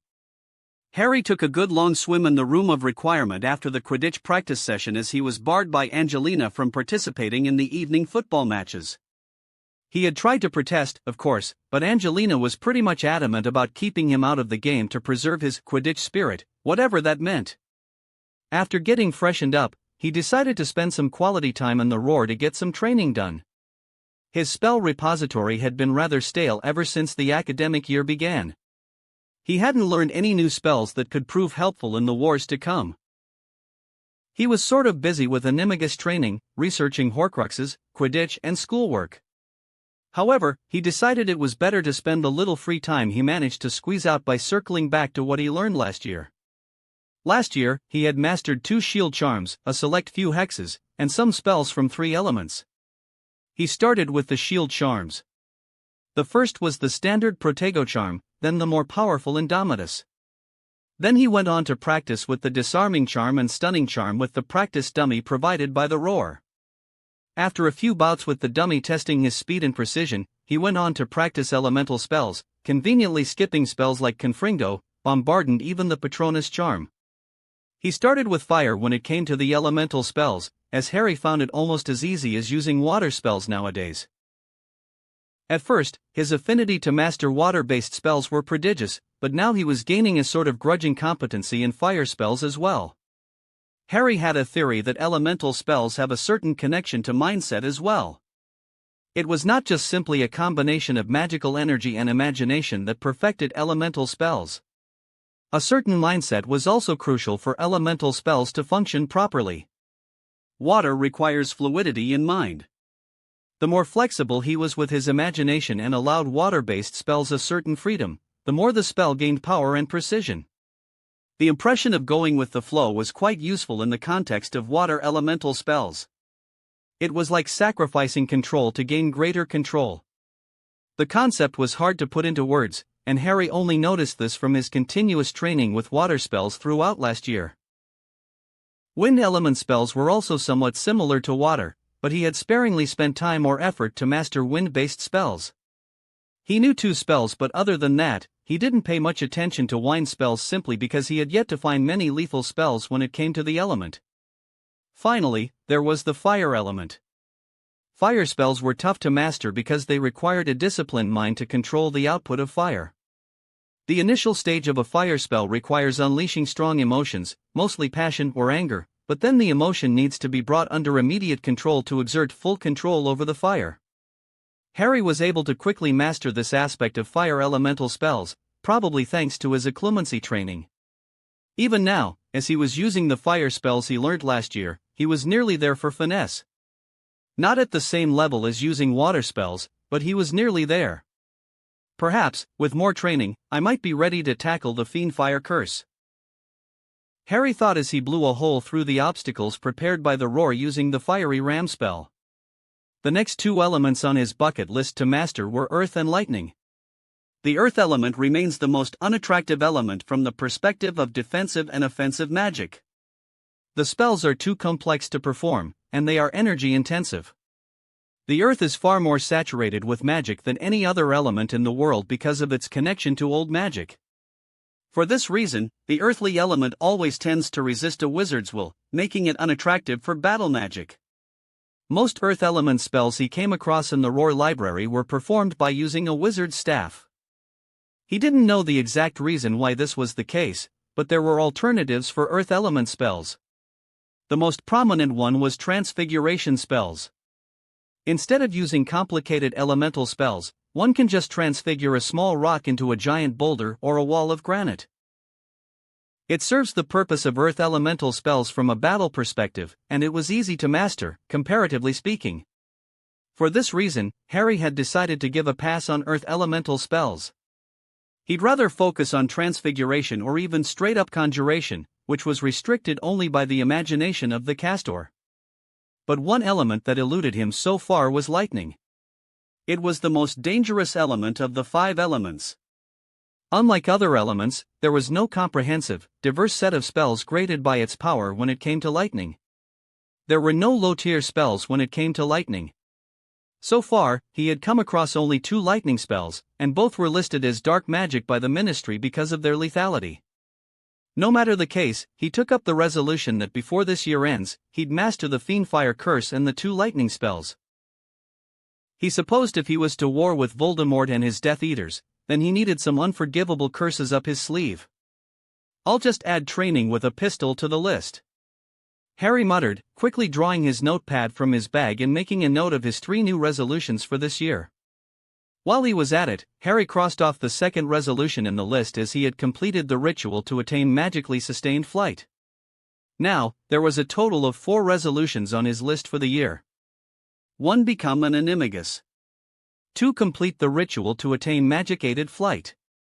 3. Create a spell to remove the Horcrux from the scar. 4. Master Fiendfire. 5. Master lightning elemental spells. Putting the notepad back into his bag, Harry checked the time. He was just 5 minutes away from starting his patrol duty, and that made him cancel training with his flight ability in the room of requirement. Some other time then, he thought before taking his leave. XXXXXXX. Harry was walking through the hallways of Hogwarts with his silver prefect badge shining under the candlelight that lighted the dark pathways. He whistled a jolly tune as he was in a good mood. Unlike the last few times he was cajoled by Hermione to finish his assigned rounds, he had yet to meet a troublesome bunch of junior students sneaking around. If he managed to wind up catching someone like that, he'd have to report it to the house heads of the students, which was no fun. The whole thing was a bother, and it'd eat into his sleep time. But today was one of those days when Lady Luck was showering him with her blessings. Just a little bit more, and I can take a long nap, Harry thought with a wistful sigh. His jolly mood came crashing down like a castle of cards when his ears picked up a whimpering sound coming from a nearby classroom. "Oh, come on. Please don't this be a first-year girl crying her eyes out because she's lost?" Harry prayed earnestly as he slowly approached one of the abandoned classrooms from where the sound was coming. "Hey, you all right in there?" Harry asked, pushing the doors open and looking inside. To his surprise, no lost first-year girl was bawling her eyes out. Instead, it was Colin Creevey, the mousy little fellow who functioned as the resident paparazzi and his most obsessive fan suffering from a bad case of photography compulsion syndrome. Even if that was the case, Harry had learned to tolerate Colin Creevey. He even found the little guy useful because Colin helped him get a lot of cool photos of him attempting the tasks of the Triwizard Tournament. "Colin, what are you doing here?" "Hey, Harry. I was just lost," Colin said lamely, trying to wipe his tears away. It was then Harry noticed an angry red scar on Colin Creevey's right hand right below the knuckles. "What is this?" Harry asked, taking Colin's hand into his own, already getting an idea of what was going on. "It's nothing." Colin trailed off as Harry looked at him coldly. "I'll have the truth. Tell me everything," Harry commanded, and Colin spilt the beans. Colin began narrating the incident that happened in his data class and the altercation that cropped up between Colin and Umbridge. "I was just, minding myself and keeping my head down as everyone said we should in that woman's class. Then she said bad stuff about Professor Dumbledore and Professor Lupin. She called Professor Lupin a freak, and hick. Harry didn't know how, but he somehow managed to perform a passive form of legilimency on Colin Creevey. It was quite an experience because he was suddenly assaulted by a wave of impressions alien to his senses. He became instinctually aware of what Colin was trying to articulate. He could feel as Colin felt when Umbridge just casually demonized muggles and other magical creatures. He could feel and see in his mind the exact moment Colin snapped, unable to get chafed under the verbal diarrhea, abuse, and bigotry that vile woman spewed. He saw the hour-long detention where Colin was forced to write lines with the blood quill. What enraged him further was the sick look on Umbridge's face when she gave a week's detention to Colin. He could see the vile creature adorning the face of a witch, enjoying the pain she was inflicting on Colin. "I must obey my betters," the angry red scar on Colin's hand read. Taking a deep breath, Harry clamped down on his emotions and adopted as much stoicism as he could muster. Lashing out with emotion was not going to do anyone any good. "Come, Colin. We must go to the hospital wing to get this treated, and then we'll be seeing someone," Harry muttered. "Ha? Meet who?" Colin asked with large brown eyes with dried tears. "Professor McGonagall. We'll move through proper channels," Harry said, with steel in his eyes. "For now." Chapter 65, The Blood Quill P2. Harry arrived before a familiar-looking door that led to the office of Professor McGonagall with Colin Creevey in tow. He was not naive enough to assume that he would be leaving this office with even 1% satisfaction. The reason he was taking Colin to McGonagall's office was that he was following the rules and procedures that were expected of him as a prefect of Hogwarts. There was also his need to see the incompetence and wimping of the Dumbledore Brigade that was infesting the higher echelons of the school. Just seeing it up close should be enough fuel for what he was planning for them all in the future. Taking a deep breath, he reached out and knocked twice on McGonagall's office door. "Come in." Harry pushed the door open and let himself in, closely followed by Colin Creevey. "Potter. Creevey. What seems to be the problem?" McGonagall looked between the two students searchingly. "It is my understanding that Hogwarts faculty are legally not allowed to punish students with physical harm." "Isn't that right, Professor?" Harry asked, adopting a calm and placid face as he looked into the gray eyes of his head of the house. "Yes, that's correct, Potter." McGonagall nodded and sat up straight, her eyes shining with alertness. "I also understand the headmaster has the power to dismiss such a member of the staff who uses cruel, unusual and invasive abuse that causes physical harm to students." "Isn't that so, Professor?" McGonagall took a moment to think it through and slowly nodded, looking between Colin and Harry, showing a ton of hesitation. "Then I want you and Headmaster Dumbledore to act against Dolores Umbridge for using a blood quill on Colin Creevey. He'll provide memory evidence if that's what you need, and the scarring is quite visible as he had just come out of his assigned detention with Umbridge." Harry said all that with a straight face, carefully keeping out any shred of emotion from bleeding into his tone or mannerism. McGonagall looked stunned and just stared at them open-mouthed for a while, doing a perfect imitation of a gaping fish. Harry cleared his throat, snapping McGonagall back to reality. "You, Potter. What did you just say?" McGonagall looked at him with wide eyes. "I said Dolores Umbridge used a blood quill on Colin. Here, look at this." Harry showed the bleeding and scarred back of Colin's hand to McGonagall. "I must obey my betters. This is what Umbridge made Colin write with her blood quill. Will you take action or not?" Harry asked coldly. McGonagall took off her glasses and rubbed her eyes. "Potter, you don't understand.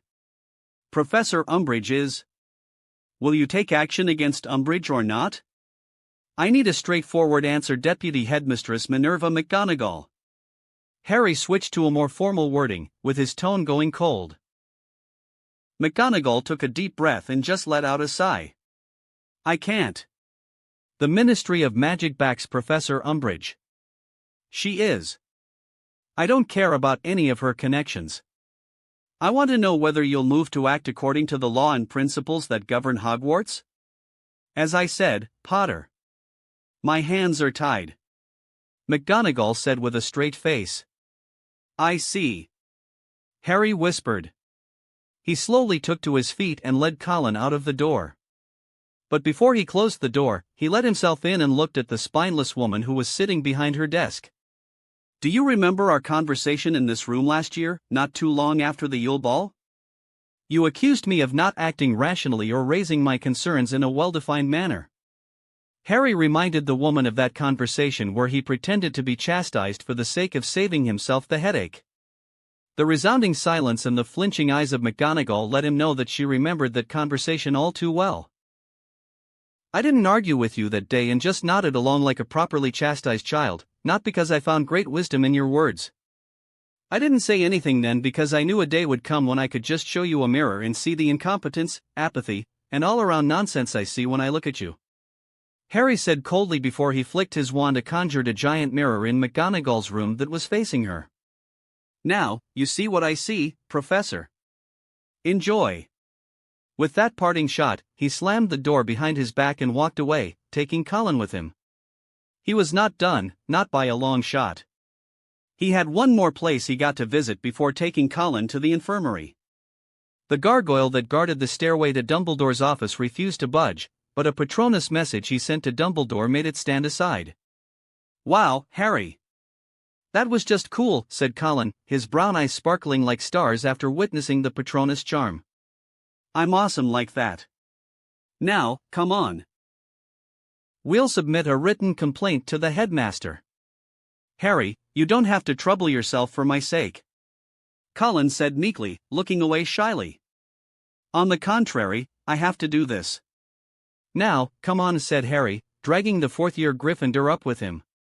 The headmaster's office did not undergo any notable change since the last time he visited the place.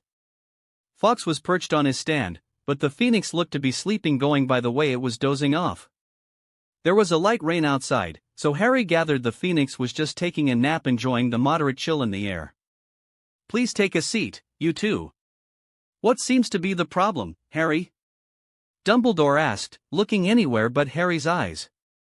He could not help but roll his eyes at the wimpiness on display. Nonetheless, he fished out the folded parchment from his coat and placed it on Dumbledore's table. What's this? Dumbledore asked, looking curiously at the parchment. It's a written complaint by Colin Creevey with I as witness demanding disciplinary action against Dolores Umbridge for using a cruel and unusual punishment on Colin by the use of a blood quill, making him write this, said Harry, taking Colin's hand, showing the words etched on the skin. The scarring remained bright red, and the words were quite easily visible. Dumbledore looked from the tear-stained eyes of Colin Creevey to the cold, calculating eyes of Harry. Then uncharacteristically, Dumbledore accepted the parchment but sagged in on himself. I'll take up this issue with Dolores and then the board. But I'm afraid she'll remain in her post no matter what I do. The Ministry was the one to appoint her, and she won't go away without the Ministry recalling her from the post, said Dumbledore. Then convince the Ministry to pull her back, Harry said imploringly. Trust me, Harry, Mr. Creevey. I'll do my best to make them see reason. Harry was a little bit surprised at how easily Dumbledore caved in and put up no considerable resistance. It was only 5 days later that he saw just how useless Dumbledore was in the grand scheme of things. Even after giving a complaint with a written testimony by his own hand and the evidence to corroborate it, Umbridge was not only strutting around Hogwarts as if she owned it, but she got a promotion. The giant headline on the front page of the Daily Prophet was quite a shock for Harry. Whatever reaction he expected from the Ministry or the Board of Governors, this was not the one. Educational Reform and Ministry Agenda, Dolores Umbridge appointed High Inquisitor. Harry felt like he just wanted to burn the whole thing down and set Umbridge on fire for good measure. He managed to set the paper down and grip the sides of the Gryffindor table with his fingers straining against the wood. The urge to unleash a fire with the intensity of 1,000 burning suns on Umbridge and the other Hogwarts staff was quite tempting. He knew why he was feeling heightened emotions like rage right now. He had the unfortunate timing of testing out some dark curses and venturing out into lightning spells in the last couple of days. He had to vent out some of the anger in the Room of Requirement, considering data was a dull affair and charms and transfiguration classes were not exactly giving him enough to work with as far as practical spells were concerned. Harry, you need to calm down, Neville quietly whispered. It was then he realized he was being noticed. Sorry. Don't be. I think everyone in the hall is rather angry at Umbridge and the Ministry, Neville muttered. Harry was not exactly sure how that little news traveled around in Hogwarts. Sure, he had shared the details of his appeal to Dumbledore among the prefects and his friends. He was obligated to share the details with the prefects as Cedric had called an emergency meeting once the deputy headmistress notified him. The prefects had a chain of command, as all complaints or appeals were generally passed through the head boy or the head girl. The meeting was to determine whether his breaking of the usual protocol was warranted, and that was when he recounted the details of Colin's situation. It was safe to say the rest of the prefects were quite horrified to find out Umbridge used a blood quill. There were some notable exceptions, like Malfoy and Parkinson. So, the prefects might have leaked the whole affair, or the portraits in McGonagall's or Dumbledore's office tattled to other portraits, which spread the word in the Hogwarts rumor mill. Whatever the case, almost all students now knew what awaited them in Umbridge's detention. All Harry could see were fearful faces and hushed whispers among the students, and he couldn't really blame them. They just witnessed the Ministry reward the walking pink toad with a promotion even after being accused of torturing a fellow student. If he were in their shoes, he'd have also been scared witless at their age. Do you think Umbridge will come after you now? Neville asked worriedly. It was a relevant question. Harry was almost sure Fudge must have expended some political capital to keep a lid on Umbridge's folly. Considering the student in question was a Muggleborn, it'd have been a bit easier for Fudge to keep it hushed up in the Ministry and the board. She'll turn her sights on me eventually, but not today or tomorrow. She'll find some way to strike back. What'll you do? Maybe you need to talk to Sirius before anything untoward happens, Neville advised. Harry scoffed, eyeing the head table where Hogwarts staff were having their breakfast. Just looking at the toad-faced woman brought a fresh surge of rage. Harry realized if he stayed any longer, he might just end up doing something he'd later regret. Hey, Neville. I forgot something in the dorms. I'll be right back. Harry whispered against Neville's ear and made his escape from the Great Hall. He made a beeline for the room of requirement. When he entered the room, a training dummy that suspiciously looked like Umbridge was facing him.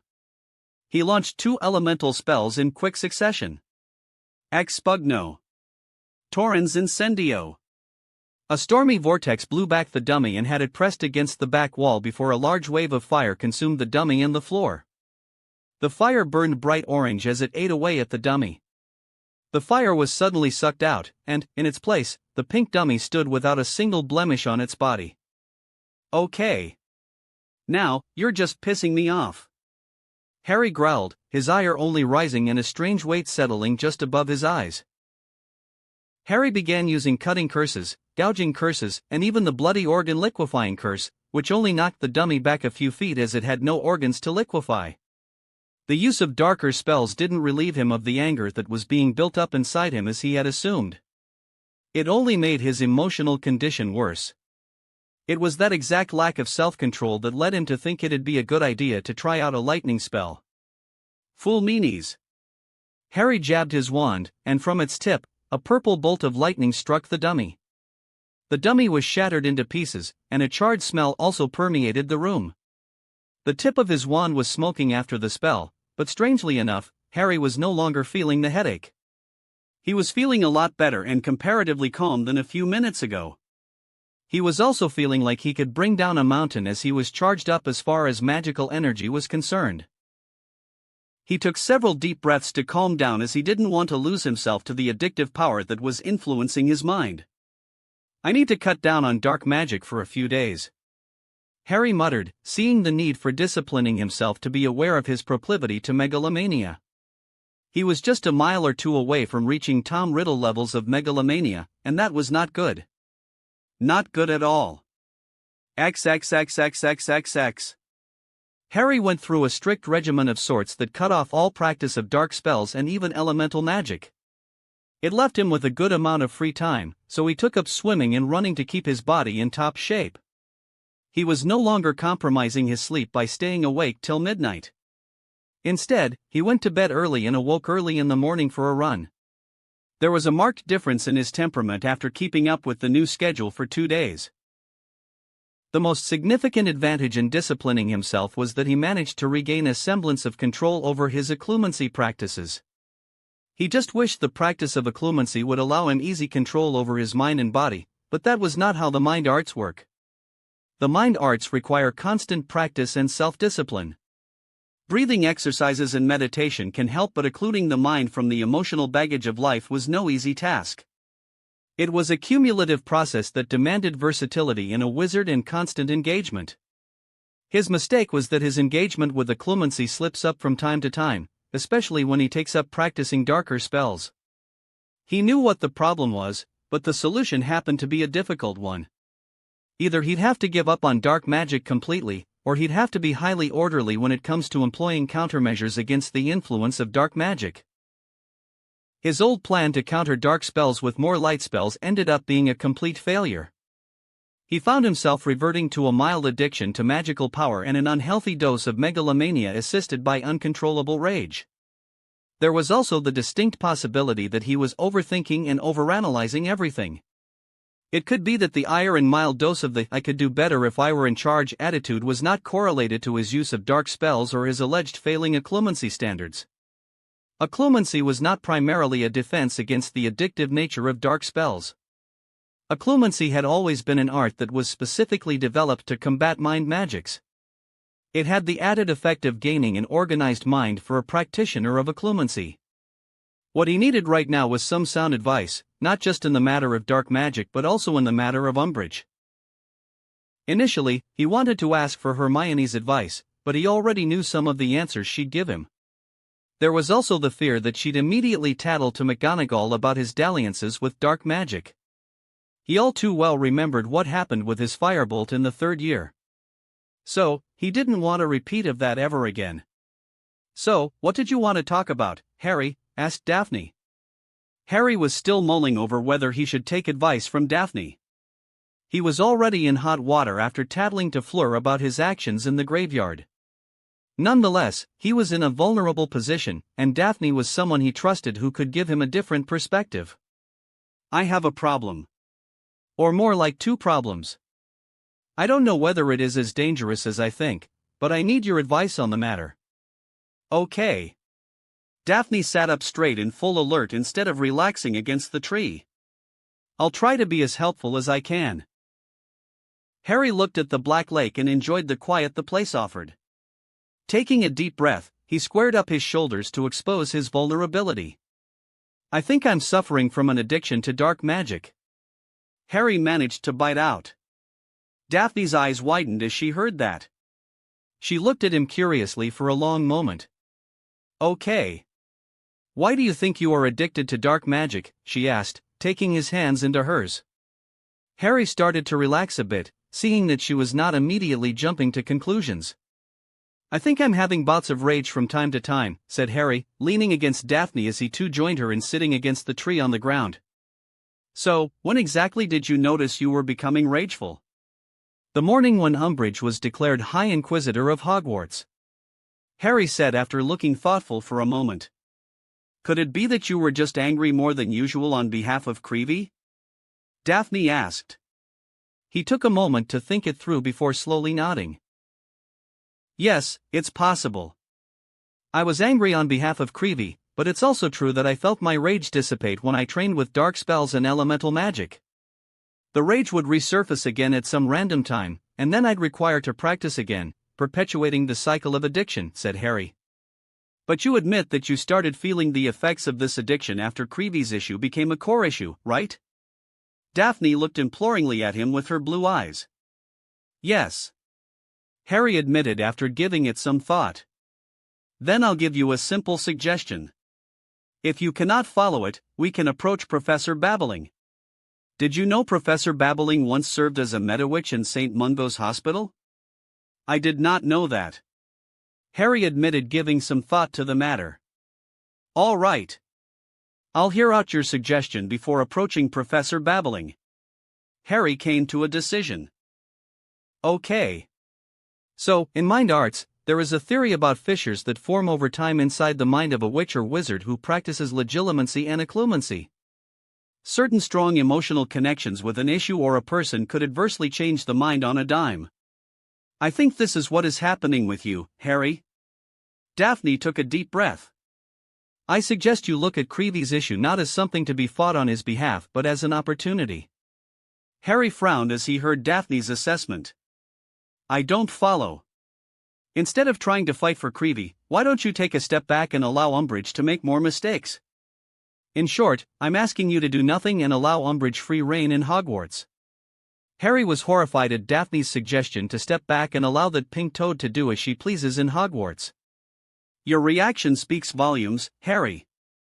You need to let it go and make this an opportunity that benefits you, said Daphne. Harry was just about ready to reject whatever Daphne was suggesting, as it involved turning a blind eye to Umbridge torturing children. He was quite aware that he was not an all-encompassing moral person, but he drew a line when it came to torturing innocent children. And kids like Colin Creevy were defenseless because of their status of being Muggle-born. Nonetheless, he was intrigued by what Daphne cooked up in her little head within this short time frame because he knew she was also a practitioner of occlumency. Anything she had to say on the subject was intriguing as she had been practicing the art far longer than him. Besides, he could still go for the second option by approaching Professor Babbling. He'd just have to cook up a magical contract to protect his privacy. All right. Explain how I am supposed to make an opportunity out of this situation. I'm all ears, said Harry. Daphne smiled at him before leaning forward and began explaining her idea. Chapter 66. Weasley is the king. Harry twisted and turned in mid-air, easily slipping right through the conjured hoops hanging from the roof of the room courtesy of the Room of Requirement. His spirit form was relatively easy to control as far as the flight was concerned. He'd say it was far better than a broom when it comes to maneuverability, but in speed, the firebolt would undoubtedly win. He wondered whether any supplementary spells could augment his speed in this spirit form. He'd have to check with the books in the chamber or, better yet, Helena if he could somehow track down the elusive ghost of the Ravenclaw Tower. Not that he was in any hurry to modify his current ability. He was already quite happy with the magically sustained flight. If anything, he'd spend more time deciphering the Horcrux conundrum or even the constant references to Elysium in the ancient scrolls he found in Slytherin's library. Not to mention he was back to trying his hand at mastering the Animagus transformation. He had already stuck a mandrake leaf on the roof of his mouth. He fervently hoped his second attempt would be the last because having a leaf clinging to the roof of his mouth for days without end was just downright uncomfortable. He had to be extra cautious too, as he had to ensure no one noticed the mandrake leaf in his mouth. Finished with his flight training, Harry left the Room of Requirement after taking a long swim in the pool. He walked through the vacant hallways of Hogwarts, whistling a jolly tune and a spring in his steps for good measure. There were quite a few reasons for his rather happy mood. Daphne's advice with his occlumency was immensely helpful. He had followed her advice and employed occlumency against the unfortunate events surrounding Colin Creevy. It was a difficult task, but he managed to let go as Daphne had suggested. When he managed to shield his mind from over-fixating on the issue with Colin Creevy, the uncontrollable rage that was fast becoming a problem vanished instantly. He had planned to use his considerable influence over Rita Skeeter to smear Umbridge and chase her out of Hogwarts. He'd have used the same tactic he employed against Snape against the resident pink toad, but Daphne's advice made him rethink that strategy. Where he saw injustice in the situation, Daphne saw an opportunity to increase his influence within Hogwarts. If he were to charge right out of the gate with a sword swinging against the Ministry and Umbridge, he'd probably win. He could potentially bring down the pink tyrant to her knees, but what would that change in Hogwarts? The criminally negligent staff of Hogwarts would continue to function like everything was right in the world while he'd end up playing the role of hero. No, Daphne was right to say that allowing Umbridge's reign of terror to continue was an opportunity. The more Umbridge terrorizes the students, the easier it'd be for Harry to make inroads into certain groups in Hogwarts. It'd also expose the Hogwarts staff for what they were, a bunch of good-for-nothing cowards. Besides, it was not his place to butt into every little problem. If Umbridge turned against him, now that was a different matter. For now, he was going to step into the shadows and observe Umbridge from afar. When he was just about to reach the portrait of the fat lady, the entrance of the Gryffindor tower swung open, and it was Ron Weasley on the other side with a broom in his hand. Seeing this, Harry was a bit confused. "There is Quidditch practice today?" he asked curiously. "No," Ron muttered, looking a bit embarrassed all of a sudden. "Then where are you going with the broom this evening?" Nothing. I'm just, taking some time to practice," as Angelina said. "Just on my own, though. I bewitch the quaffle to fly at me, and then I try to keep it out of the hoops," Ron said nervously. "Ha! Good for you. Keep up the good work." Harry patted Ron on his shoulder and entered the Gryffindor tower, leaving Ron outside. Before the portrait closed behind Harry, he heard a hasty thanks from Ron, making him smile. The following day Harry was invited to take a stroll along the viaduct as they had a common free period. He'd have preferred to spend some time in the chamber working over Nagini, but Daphne rarely asks for anything, so he obliged readily. Besides, there was ample time tomorrow as today was the last working day of the week. They walked hand in hand from outside the entrance to the Great Hall towards the viaduct, taking in the many sculptures and suits of armor that stood guard on either side of the gatehouse. "You feeling all right, Harry?" Daphne asked as they strolled out from the gatehouse. "I'm quite fine. Thanks for that, by the way. Your advice was quite valuable." Daphne smiled upon hearing that. "That's a relief. Anyway, I asked for you to give you this." Harry raised an eyebrow when Daphne presented him with a book that had no title or the name of the author on the cover. "It's a copy of the book from my family library. It should help you better with occlumency than the standard books on the subject," said Daphne, handing over the book with a black hardcover. "Oh." Harry was a bit surprised by the gesture but happy nonetheless. "Thanks a lot, Daphne. I'll take good care of it. I promise." "I know. That's why I gave it to you. Besides, you showed me the chamber. It'd be remiss of me if I didn't give you something in exchange for the honor of seeing Slytherin's chamber," said Daphne. "Really? I show you a 1,000-year-old secret chamber of one of the illustrious founders of Hogwarts, and you give me a copy of one book from your family library. Come now, Daphs. You can do better." Harry smirked at the cute frown that came over Daphne's delicate features. Daphne came to a halt and looked at him searchingly. "Then what do you want?" she asked, tilting her head to the side, her blue eyes sparkling with interest. "Don't get me wrong. I like the book. It's just that we could spend some quality time alone, preferably in a broom closet if you're okay with it," Harry said in a soft purr, breathing hotly against Daphne's ear, making the blonde-haired girl shiver at the sudden proximity. She let out an embarrassed squeak when Harry took hold of her by her hips and boldly raised her, and set her down so that she was sitting on the railing of the viaduct. The wind from the chasm down below blew away her hair to the front. Daphne nearly screamed in fright as she realized she was at the very edge of the railing and a small mistake could leave her at the very bottom of the chasm. But no sound came out from her lips because they were otherwise engaged in a heated kiss.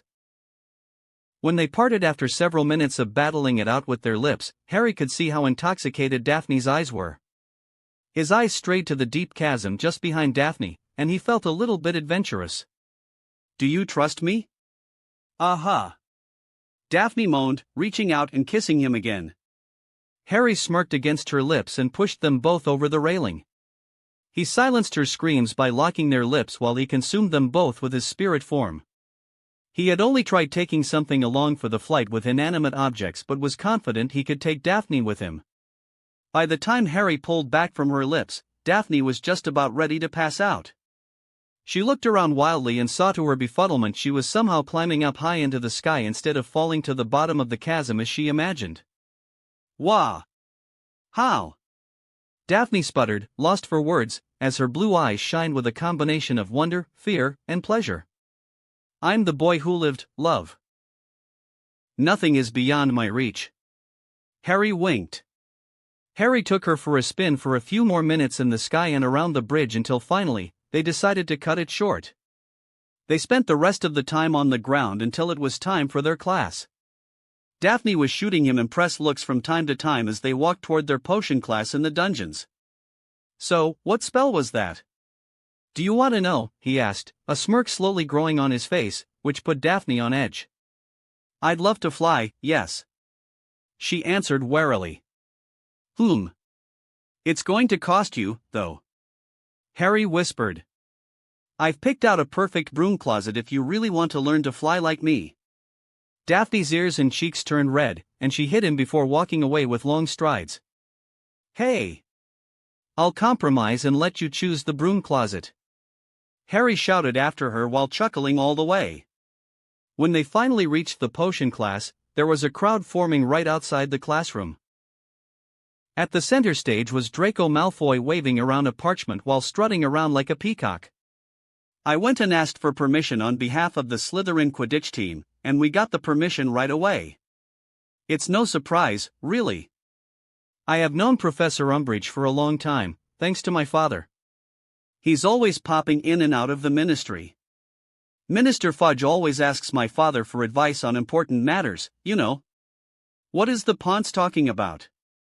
Daphne whispered to Harry. "It must be a new educational decree. All clubs in Hogwarts require the permission of Umbridge to function," Harry whispered back. "Oh. Umbridge can do that?"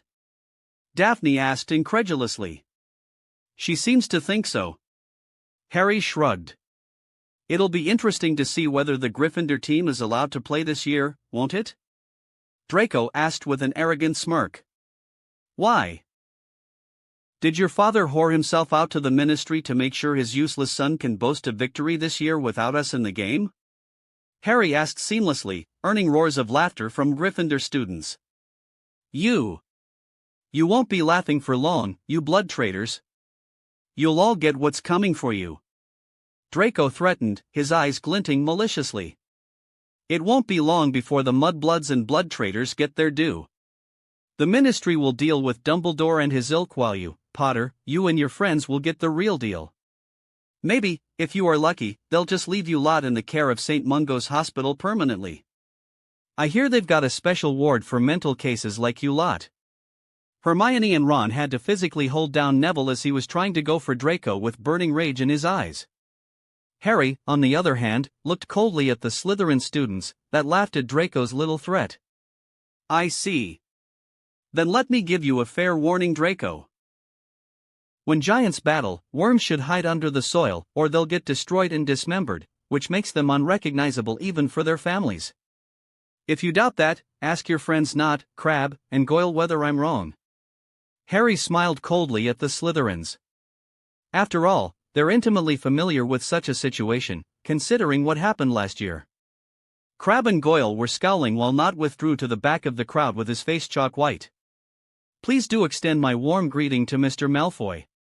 The last time we met, I didn't get much time to speak with him or with anyone else for that matter," Harry said, eyeing Crabbe, Goyle, and Nott before settling on Draco. "I'll correct that mistake in the future." "What is going on here?" Snape barked, opening the door with a bang. His dark eyes immediately zeroed in on Hermione and Ron, who were holding Neville back. "Fighting in the halls Weasley, Granger, and Longbottom? 5 points each from Gryffindor." "Now, get inside," the greasy-haired potion master snarled.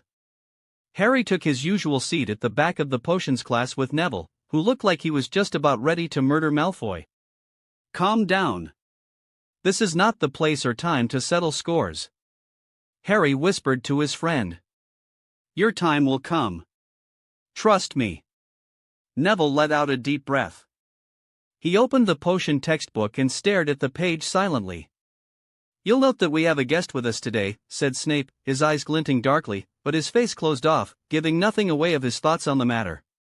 The potion master gestured to one of the dim corners of the room where Umbridge was sitting with a clipboard and a quill in her hand.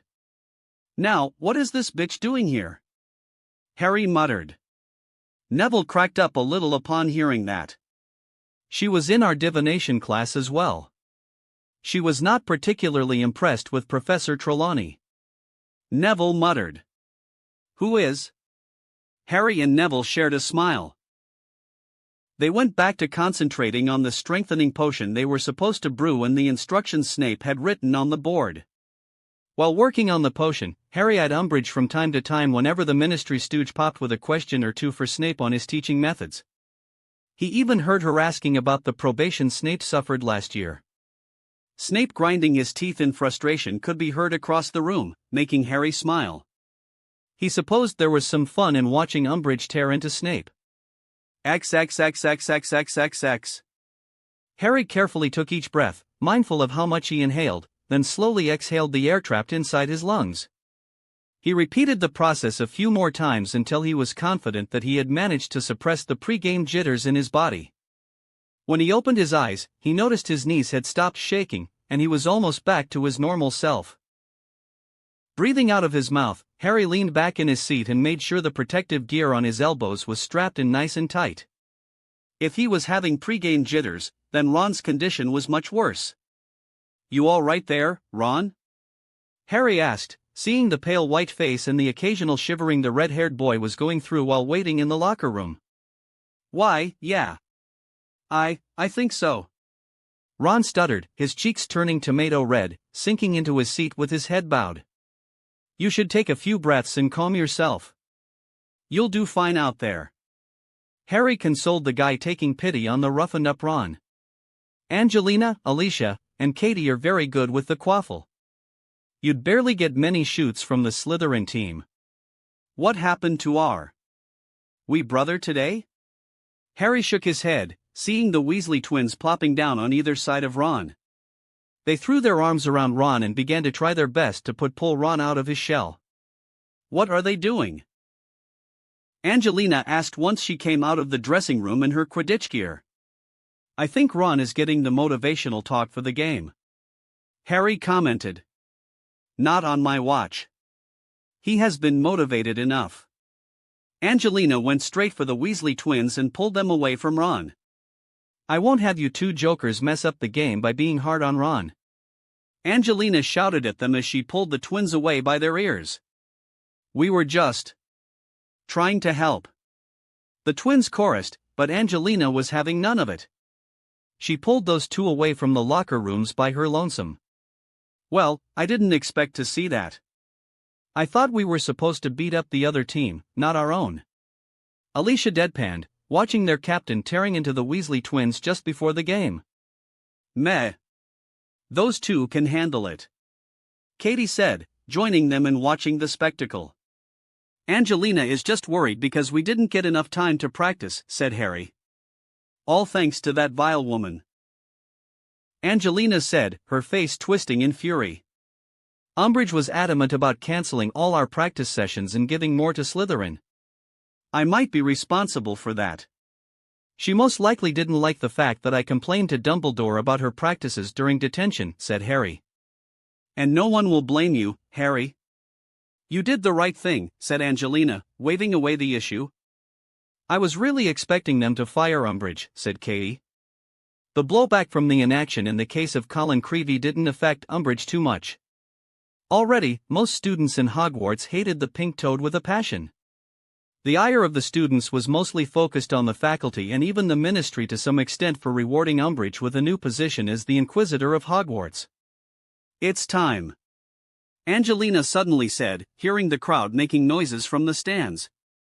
"Let's go out there and put those snakes down for good." Shouldering their brooms, they walked out of the locker room and into the pitch. A roar came from the stands, and Harry found the sound coming from Luna, who had a lion head for a hat which opened its mouth and let out another roar. "That's an impressive piece of magic," Harry muttered. He even gave a thumbs up in Luna's direction for the incredible piece of magic and support shown for the team. The Slytherin team also filtered into the pitch with a confident swagger in their steps. He saw Crabbe and Goyle among the Slytherin team sticking close to Draco Malfoy. It was then that he noticed the crown-shaped badges on the Slytherin team's robes, which read Weasley is our king. "Madam Hooch, I understand that Quidditch has a strict code of conduct and prescribed uniforms, do they not?" Harry asked innocently. Yes. Hooch slowly nodded. Then please do take necessary action against the Slytherin team. They seem to have broken the decorum and rules of the sport. Harry said softly. Madam Hooch frowned at him and then looked closely at the Slytherin team. What are you all wearing? Montague. What do you have to say for yourself? Hooch tore into the Slytherin team captain, who sputtered upon being put on the spot. Remove all those badges. Right now. Hooch shouted at them, making the Slytherin team flinch and obey speedily. 7 fouls are awarded to Gryffindor. Hooch declared, blowing her whistle 7 times. The Slytherin team protested, but Madam Hooch was having none of it and asked Angelina to prepare for the penalty shots. It's either that or your captain gets benched for the game, said Hooch when she became tired of the complaints. You see. There are consequences for acting juvenile, Draco. I thought you learned that lesson last year. Harry said, smirking at the embarrassed Malfoy. He flew high into the air and made a few spins with his firebolt. The crowd was roaring out in approval as they realized the Slytherin team was starting with a huge disadvantage early in the game. Good one, Harry. I never even thought of appealing those insufferable badges. Angelina excitedly said, whooshing past his side with a broad smile on her face. Meh. I just have more experience when it comes to stupid badges. Harry smirked, earning a hearty laugh from his captain. Nice. Katie said, high-fiving Harry while Alicia bumped fists with him. Bloody brilliant, Harry. Ron excitedly yelled as he took his position guarding the hoops. It seems the slimy snakes. Jordan. McGonagall shouted. Just saying as I see it, Professor. Lee Jordan defended himself. Anyway, the Slytherin's team just conceded 7 fouls in a row thanks to an appeal from Harry Potter. What a great bloke Harry Potter is, huh? Always have a keen eye for detail. That's why Potter is the best seeker out there. Jordan. McGonagall cried again. Just giving the details for the crowd's benefit, Professor. Harry shook his head and laughed, sharing a grin with the twins as well. Oh, look. It's Angelina Johnson taking the first penalty. Lovely girl. Has a good record on the pitch and is quite easy on the eyes. Shame she turned me down when I asked her out for a date. Jordan. What, Professor? It's true. She turned me down. I swear. Harry was holding his sides while floating in midair on his broom. Lee Jordan's trolling was on full blast, and he supposed Jordan was making the most of the opportunity to mock the Slytherin team. Going by all the yelling and cheering, the crowd was also enjoying it very much. There she goes into the snake's lair boldly with quaffle in hand. Malfoy looks on with a scowl as the Gryffindor captain swooshes past him with blinding speed straight for the Bletchley, who looks a tad green. She shoots, and she scores. Gryffindor 10, Slytherin 0. It's not over, folks. There are 6 more penalties to go. Jordan chimed happily. The grave silence that was coming from the Slytherin stands was quite glaring. Harry suspected Draco would get a less than warm welcome when the match ends today. Oh, look. Alicia Spinnet takes the next penalty. She is a sharp one. No way she's going to miss it. This is more trouble for Bletchley. Lee Jordan aired out from the stands. Harry cheered, as did the students in the stands, when Alicia delivered the quaffle with a spin that made the ball swing out and go through the outermost ring on Bletchley's right side. The crowd roared out in approval. Katie was next, and she also scored in a similar fashion, making the crowd roar out their approval. The Gryffindors in the stand were on their feet and dancing with fervor at the 3 consecutive goals. The following 4 penalties were of a similar fashion, where Angelina, Alicia, and Katie took turns and found their marks quite easily. By the end of it, Bletchley looked like he might just faint as Gryffindor was leading with 70-0 on the scoreboard. Harry, change of plans. You don't have to play interference. Catch the snitch as fast as you can. Let's not take any risk and destroy Slytherin for good. Angelina ordered. You got it, Cap. Harry said, giving a fist bump. Madam Hooch blew the whistler and released the bludgers and snitch into the field while Angelina took the quaffle and sped towards the Slytherin side with Katie and Alicia on her heel. Harry flew straight up as he traced the snitch all the way to the Slytherin side of the pitch. He didn't make any sudden moves as he didn't want to give away the position of the snitch. Instead, he chose to barrel towards Crabbe in full force. Just as he neared Crabbe, he dived straight down, scaring the Slytherin beater out of his wits. It had the added benefit of the bludger smacking straight into Crabbe's stomach courtesy of Goyle. Out of the corner of his eye, he could see Draco speeding towards him, attempting to cut off his dive, most likely thinking Harry was after the snitch. Harry pulled out of the dive halfway and allowed Draco to needlessly sail down while he went straight up at full speed straight for the snitch. Oh, look! Katie Bell scores another goal. This is a good hunt for the Lions. Lee Jordan commented with cheers coming from the crowd. Harry chased after the snitch, taking twists and sharp turns, but he was not willing to give up the chase that easily. The snitch went low all of a sudden, zooming past Goyle's ear. Harry followed, and Goyle tried to take a swipe at him with his bat, but Harry rolled along with his broom and evaded the swing easily. While he was at it, he gave a sharp kick to Goyle's face as he barreled down at full speed. The snitch went as low as half a meter from the ground, forcing Harry to level out, but the snitch didn't escape him as he reached out and plucked it out of thin air. The small golden ball helplessly beat its wings against his hand, but there was no point. What an amazing save by Ron Weasley. And look at that, folks. Harry Potter caught the snitch in just under 15 minutes. This must be a record. Lee Jordan yelled. His teammates swarmed Harry as they celebrated the easy victory. It was also the first Quidditch match after a year's gap, so the excitement was quite palpable. We won! We won! Angelina was crying her eyes out while the rest of the team was laughing and hugging. Harry looked searchingly at the stands and found the owner of a pair of blue eyes. I suppose I'll have to properly thank her for giving a heads up about Malfoy's stupid plan with the song and badges. Harry thought amusedly. Not that the song even saw the light of day. It was drowned out by the crowd's roars thanks to the stellar performance put forth by the Gryffindor team. He supposed there were also the celebrations to look forward to. After the gloomy cloud that was hanging around Gryffindor Common Room after the issue of Colin Creevey, this was something to celebrate.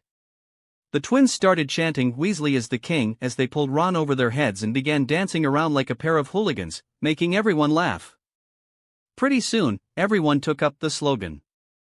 Harry chuckled and looked at Draco Malfoy, who looked like he swallowed a lemon. Childish. Harry mouthed at the Slytherin seeker as he, too, joined the festivities by taking up the slogan. Chapter 67, Loyal Army P1. Harry enjoyed the pleasant feeling of profound silence in the deepest confines of his mind. The only companion to him was darkness and nothing else. He didn't know how long he stayed that way, but after a long while, a small glimmer of light parted the darkness. He saw a proud lion slowly emerging out of the darkness. Its mane was golden, and how the lion carried itself screamed strength. The lion looked straight at him and roared, making Harry step back in fear. Harry woke up with a gasp, finding himself in his bed in the Gryffindor dorm. He sighed in relief when he realized it was just a dream. A strange dream, but a dream nonetheless. The last thing he wanted right now was a pissed-off lion on his tail. Oh, wait. He already had a pissed-off lioness on his tail in the form of Professor McGonagall. After Umbridge went unpunished for torturing Colin, the stupid woman tried to give him detentions for laying into her without inhibitions. He told her off straight to her face and never attended any detention. His official policy was now to only attend detentions from the Hogwarts staff when Umbridge gets fired from her post. He had said so to McGonagall in her office before the Quidditch match with Slytherin. Since then, McGonagall had given him the cold shoulder, which he was all too happy to reciprocate. The less he interacted with the hypocrites in the teaching staff, the better. Besides, he had enough on his plate to worry about. There was the planned meeting with Fleur coming up in just 2 weeks. That was a more troublesome issue than the idiosyncrasies of the Hogwarts staff. His plan constituted of gaining a magical oath from Fleur to protect the secret of his involvement in the death of the Death Eaters. He lost a better part of his training time researching magical contracts, but it was time well spent if Fleur agreed to a secrecy pact enforced by the contract. He initially considered using a verbal binding oath, but those tend to be too detrimental and vague, often leading to dangerous situations. On the other hand, a magically binding contract could be more inclusive in scope and much more humane in his view. He had yet to finalize the contract's wording because he gathered Fleur would have some of her suggestions to include. Shaking those thoughts away, Harry stretched out his limbs while sitting on his bed before preparing for the day. After getting ready for the day ahead, he walked out of the dorms with Neville in tow when they found a large crowd gathered in their common room. "Are we celebrating the Quidditch victory again?" Neville muttered. "We already had a party for that. Besides, this doesn't look like a party," Harry observed. They looked at each other before entering the crowd to see what was happening. There were snippets of conversation Harry picked up, but they didn't make much sense. He finally found some familiar faces in the form of Katie, Alicia, the Weasley twins, and Angelina. "Hey, what's going on? And why is Angelina looking like she just took a blasting curse to her face?" asked Harry. "Harry, Umbridge just suspended the Gryffindor Quidditch team. Will not be allowed to play the matches for the rest of the season," said Katie, handing him a leaf of parchment addressed to Angelina. "For what?" Neville asked incredulously. "Apparently, we cheated to win the game against Slytherin, in the bitch's expert opinion," George and Fred said in their usual twin talk. "This cannot be allowed to stand. Umbridge is also messing with our data classes as well." Hermione butted in, earning many sounds of approval from the crowd. "Yeah. That evil woman even tortured one of us," someone angrily growled, earning more approval from the crowd. "She's worse than Snape. She hates us all, and we must teach that woman a lesson." "Yeah. She's got to pay." Many other voices joined in, all of them intent on taking the fight to Umbridge head-on. "We should complain to McGonagall and Dumbledore," Hermione suggested, but all the gathered students snorted and groaned. "You saw how useless they were, Granger." "They don't care about us," an upperclassman said with a derisive snort. "Yeah." Harry took Colin's issue to McGonagall, Dumbledore, and even the Board of Governors. "Look what they did to her." "My gran says Minister Fudge protects Umbridge," said Neville. More and more angry comments came from the Gryffindor students. Harry read the parchment from top to bottom of the letter and snorted out a laugh, making everyone look at him. "Oh, you guys don't need to worry. The Pink Toad can ban us all she likes. But she won't be enforcing that ban," Harry said confidently, as he felt this was a personal attack against him more than anything else, and he would respond in a way the bitch would understand what real power looks like. "What did you mean, Harry?" Angelina asked, looking hopeful all of a sudden. He saw that all eyes were on him. Harry felt like this was the moment Daphne was talking about. He had waited oh so patiently all this time, subtly inflaming the emotions of Gryffindor students against Umbridge, McGonagall, and Dumbledore. It was quite an easy job, thanks to Umbridge and the resounding silence from the Hogwarts staff. The woman had an uncanny ability to piss off people in a way that frankly astonished him. He supposed he should also thank all those stupid educational decrees that had made Hogwarts feel like a prison camp for the students. When we live in a lawless land, we need to gather power to protect ourselves, Harry said in a lackluster manner while keeping his eyes on his fellow Gryffindors for any change in their attitude. Unfortunately, Harry just got a sea of confused faces, making it abundantly clear that his suggestion was not making much sense to his fellow Gryffindors. You can't be serious," Hermione sputtered. "Are you seriously suggesting that we use force?" "Force is always necessary for change," said Harry. "Harry is right," said Neville, coming to his support. "You all saw the Prophet. All those strange happenings in the Muggle world, the Death Eater attack during the World Cup, all those wizards dying last year, Crouch Jr. impersonating Professor Moody, and then the werewolf attacks. We need to learn to defend ourselves." "Well said, Neville," said Harry, bringing the attention back to him. "If you think all of these incidents are just coincidence, then you thought wrong. The dark mark seen on the Quidditch World Cup was not a scare tactic but a declaration of war. Instead of doing something, the Ministry is trying hard to suppress anyone pointing out the obvious. Harry took a deep breath as he knew this would be a contentious issue and a dangerous step as he was opening himself more to Umbridge.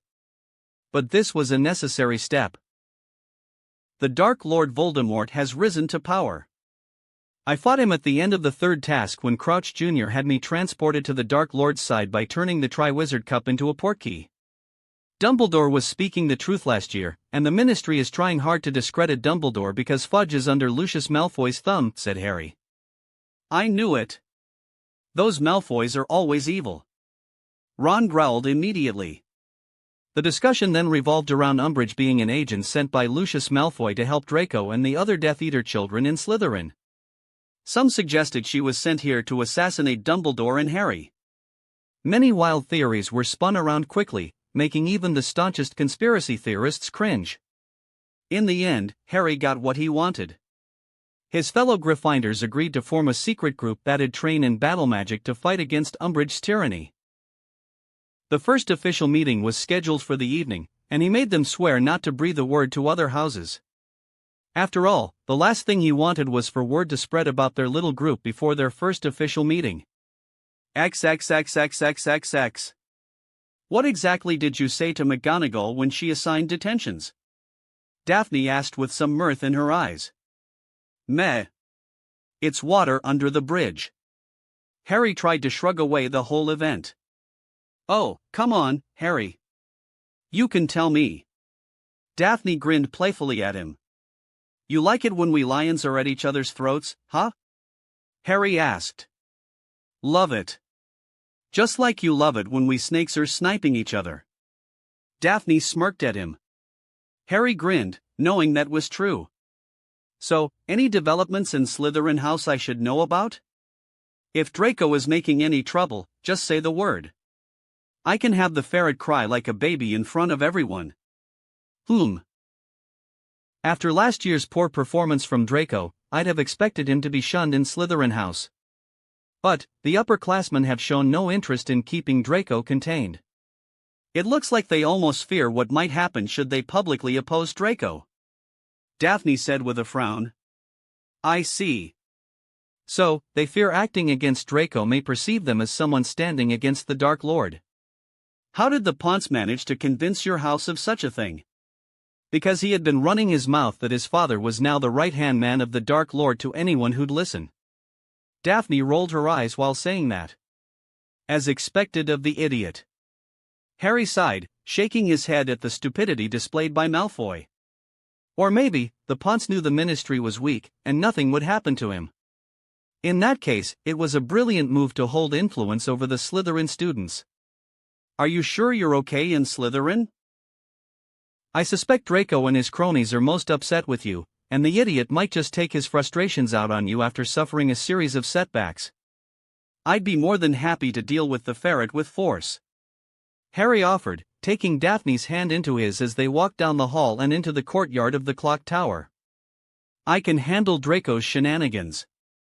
However, should I need you, I'll ask for help, Harry. Daphne assured him, squeezing his hands while smiling up at him. The evening sky let out a rumble before suddenly raining in full force. Harry and Daphne made a run for it straight for the wooden bridge. They ran past the sundial garden while the rain poured down on them with a fury until they finally managed to cross over to the other side and enter the safety of the wooden bridge. Well, that was rather abrupt. Harry commented, wiping the rainwater from his face with his sleeve while watching the rain get rather strong, accompanied by gales of wind. Daphne screamed in protest when the wind carried sharp stingy raindrops sharpened by the wind against their bodies. Harry at least had the glasses on him to protect his eyes, while Daphne had no such shield. So, Harry shielded her with his own body by holding her close to him. The wind slowly died down as they moved further into the wooden bridge. Some of the trees growing from the bottom of the canyon shielded some parts of the bridge, and they took refuge there. Harry wiped clean his glasses and put them back on his face as it was getting blurry with all the water. As his vision cleared, he saw Daphne drenched from head to toe, her blonde hair losing its curls and sticking to her skin like it was glued. Tiny drops of water clung to her full red lips while trails of drops ran along her long neck. "You're breathtaking." Harry breathed out before capturing her lips in an abrupt kiss that took Daphne by surprise. He could feel her hands nearing his chest, and when he thought she was just about to push him away, her hands instead fisted his robes and pulled him against her. Feeling a bit bold, Harry pushed his tongue against her lips. To his pleasant surprise, Daphne not only allowed him entry but greeted him with her own. Soon, their tongues were battling it out against each other as they pushed and prodded against each other. When they parted, they were breathless and flushed. Daphne lightly pecked him on his lips and smiled at him sultrily, her nose nudging against his. Her playful smile let him know that Daphne was ready for more. His hands that held her hips climbed upward and took hold of her green robes over her shoulder. He was just about ready to slip those robes down and explore more of her skin when someone cleared their throat, making Harry and Daphne abruptly look to their side. "Hi!" Lavender and Parvati waved at them, their faces beet red. Harry barely held back a groan as he realized he would be the popular topic in the Hogwarts grapevine circles for a few days. His prediction came true a few hours later as he watched a group of Ravenclaw girls passes by, giggling and whispering while eyeing him like an animal in a zoo. As thick-skinned as he was, there was a limit to being the topic of discussion, especially considering the nature of his recent fame. "Why are they doing that?" Neville asked, frowning as another pair of girls from Hufflepuff walked by doing the same. "Doing what?" Harry asked, feigning ignorance. "That." Neville pointed at a group of giggling Gryffindor girls by the Great Hall's entrance. "Girls are a mystery, mate. Who knows what's going on inside their heads?" Harry shrugged. "Do you think someone tattled about the meeting?" Neville asked worriedly, keeping his voice as low as possible. Harry patted Neville's shoulder but otherwise didn't respond. He was further saved from the awkward situation when Hannah Abbott approached them and held out a red scroll toward him. "It's from Headmaster Dumbledore." Hannah squeaked out before she skipped away in a hurry. "Oh, Merlin. Someone must have leaked our plans." Neville whispered worriedly. Harry merely patted Neville on the shoulder after reading the message in the scroll, which told him to meet the headmaster in his office and the password for the gargoyle. "There's nothing to worry about. I'll be back in a jiffy." Harry traversed the hallways of Hogwarts until, finally, he stood before the gargoyle guarding the stairway to Dumbledore's office. After saying the password, he was allowed entry. He found Dumbledore standing by the window, looking out into the darkening sky. "Sir?" "Come sit, Harry. I was just enjoying the sunset." Dumbledore smiled.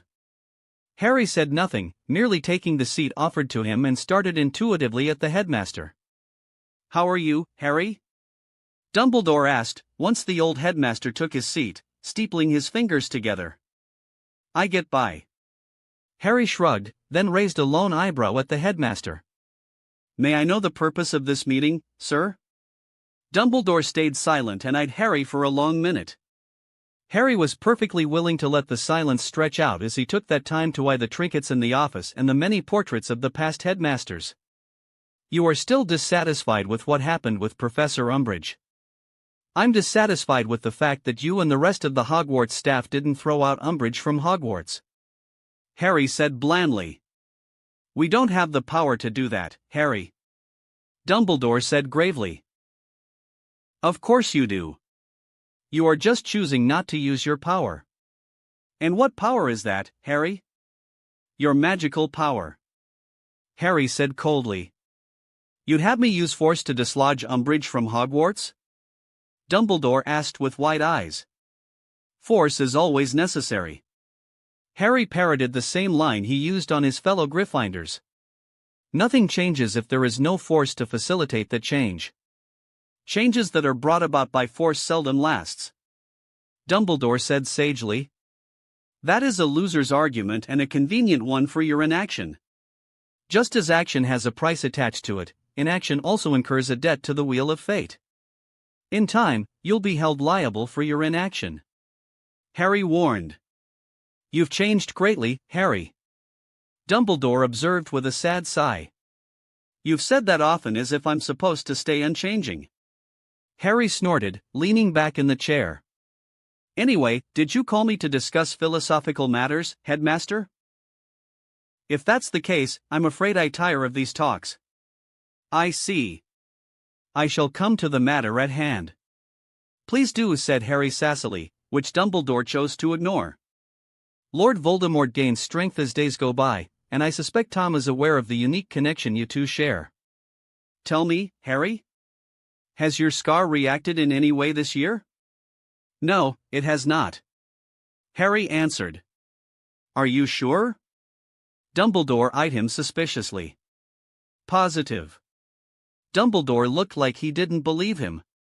It is my strong suspicion that Lord Voldemort may choose to employ mind arts against you, Harry. Therefore, I've charged Severus to teach you the basics of occlumency. I'm afraid you are under the misconception that I'll spend a second more with Snape outside the class hours. Besides, I've no need for Snape of all people to teach me occlumency. Harry stood up from his seat, realizing this was a giant waste of time. Harry, be reasonable. I'm afraid I'm unreasonable when it comes to my personal matters. If Voldemort chooses to use the mind as the battlefield, I'm more than prepared to face him on my terms. Good day, headmaster. Harry exited the headmaster's office with a frustrated frown on his face. He could only shake his head at Dumbledore's schemes. It was as if all the conversations in the past with the old man had never happened. The old man was smoking some strong shit if he thought Harry would take lessons about occlumency from Severus Snape. He couldn't help but snort at the thought of him working with Snape. The first chance he'd get, he'd have Snape packed off to Azkaban. He suspected the man was a vile crazy son of a bitch, and a dose of Veritaserum should make the man spill all the crimes he committed as a Death Eater. Rather than waste his time on Dumbledore's fallacies, he focused on cultivating a loyal army inside Hogwarts. He was sure it'd come in handy in the future. Chapter 68, Loyal Army P2. The Gryffindor Common Room was packed with students. Only third years and above were included in the meeting, mainly because the prefects of Gryffindor House insisted on keeping an age barrier for the meeting. Some pragmatism was also involved as first-year and second-year students were not what some would call army material. Nonetheless, Harry would address that particular issue at a later date as Umbridge's stupid class would deal more damage to the first years and second years than anyone else. Instead of studying small jinxes and dangerous magical animals and plants prevalent in the wizarding world, they were taught to run away instead of using their magic. Truth be told, Harry was more concerned about the gossip queens and the loudmouths in Gryffindor than some snot-nosed first eye. His eyes strayed to the corner where he saw the gossip queens of his year huddled together. It was good that he came prepared with the means to plug the gaps to keep the information about this meeting a secret for as long as possible. All right, everyone. Please make yourself comfortable with the seats available. And those who don't have a seat, please sit on the floor. Harry started, standing at the center of the common room and waiting for everyone to settle down around him. He looked at the Weasley twins, and they gave him a thumbs up for the go-ahead. He had handed the twins the Marauders map to keep an eye on the Hogwarts staff. The last thing they needed was for McGonagall to crash their meeting accidentally. Taking a deep breath, Harry decided to start things off. As you all know, Umbridge is on the warpath against Hogwarts. So far, she has been targeting our education by messing with our data lessons. But now she has switched her ire to Gryffindor House alone. This is why she went after Colin. When we didn't react strongly, she went after our Quidditch team. If we don't react this time, she'll only get more aggressive with us in the future, said Harry. But why is she after us? Someone in the crowd asked. To make an example. Everyone knows we are the most proactive house in Hogwarts. If Umbridge manages to wind us up, the other houses will naturally go along with what she's doing. Trust me, her next step will be forming a secondary prefect squad to stifle us. Harry explained. What can we do against her? Even Professor McGonagall and Headmaster Dumbledore failed to do anything against Umbridge. Cyril Meeking asked with a raised hand. Harry supposed the sixth-year prefect would know better about the uselessness of Hogwarts staff, as the Gryffindor prefects had tried their best to support him while moving the complaint against Umbridge. You're right. Dumbledore and McGonagall are not going to do anything against Umbridge. But if we keep our heads down, Umbridge will only gain more power and make our lives difficult in Hogwarts. Dismissing our Quidditch team was just a start. She's testing the waters, and we can't allow her to gain a foothold in our school. It's time that we take a brave stand. All right, Harry. What do you suggest we do? Angelina asked. If we are to do something against Umbridge, we need power. I can handle the political situation by shielding any of our actions in the ministry. But we need to build our personal magical power if we are to contend against Umbridge. And most importantly, we need to be united in our actions. Harry said, nodding at Hermione and Neville, who passed leaflets to their fellow Gryffindor students. Read it carefully before writing your name and sign at the bottom of the parchment. While the Gryffindor students began reading the parchment, Harry further explained his plan. We'll be creating a club exclusive for training in defensive magic. In this club, I hope to impart to everyone the knowledge and skill to defend yourself and your family against dangerous magical creatures and, if need be, the Death Eaters of the Dark Lord, said Harry, earning a few wide eyes and muttering from the crowd. We certainly won't be learning anything from Umbridge this year other than how to run for our lives. That little joke towards the end garnered a smattering of chuckles from the crowd. This is a magical contract enforcing secrecy. Jacob Flinton, a 7th-year student, claimed loudly. Yes. We cannot afford to let a word about this meeting reach Umbridge's ears. Should anyone purposefully betray our secrecy, they'll be exposed. The details are on the parchment. Sign the contract if you were loyal to our cause, or leave the common room if you were not brave enough or lacked the courage to be a lion. Harry nearly smiled when all the Gryffindors rushed to sign their names on the contract as fast as possible. After ensuring everyone signed the contract, Harry began explaining the finer aspects of how the contract worked and what he intended to do with their secret club. Everyone agreed that they'd meet once a week for the club activity, and he promised the meeting would not interfere with other activities like Quidditch practice, prefect patrols, tests, etc. Now that we are all agreed on how the club functions, we need a leader for our club. Someone who can organize and make decisions on the club's functioning. Harry should lead. He came up with the idea of the club, so he should lead, said Angelina. Almost everyone supported her suggestion immediately, and no one contended. All right. So, we have a leader. But we need a meeting place for the club, said Hermione.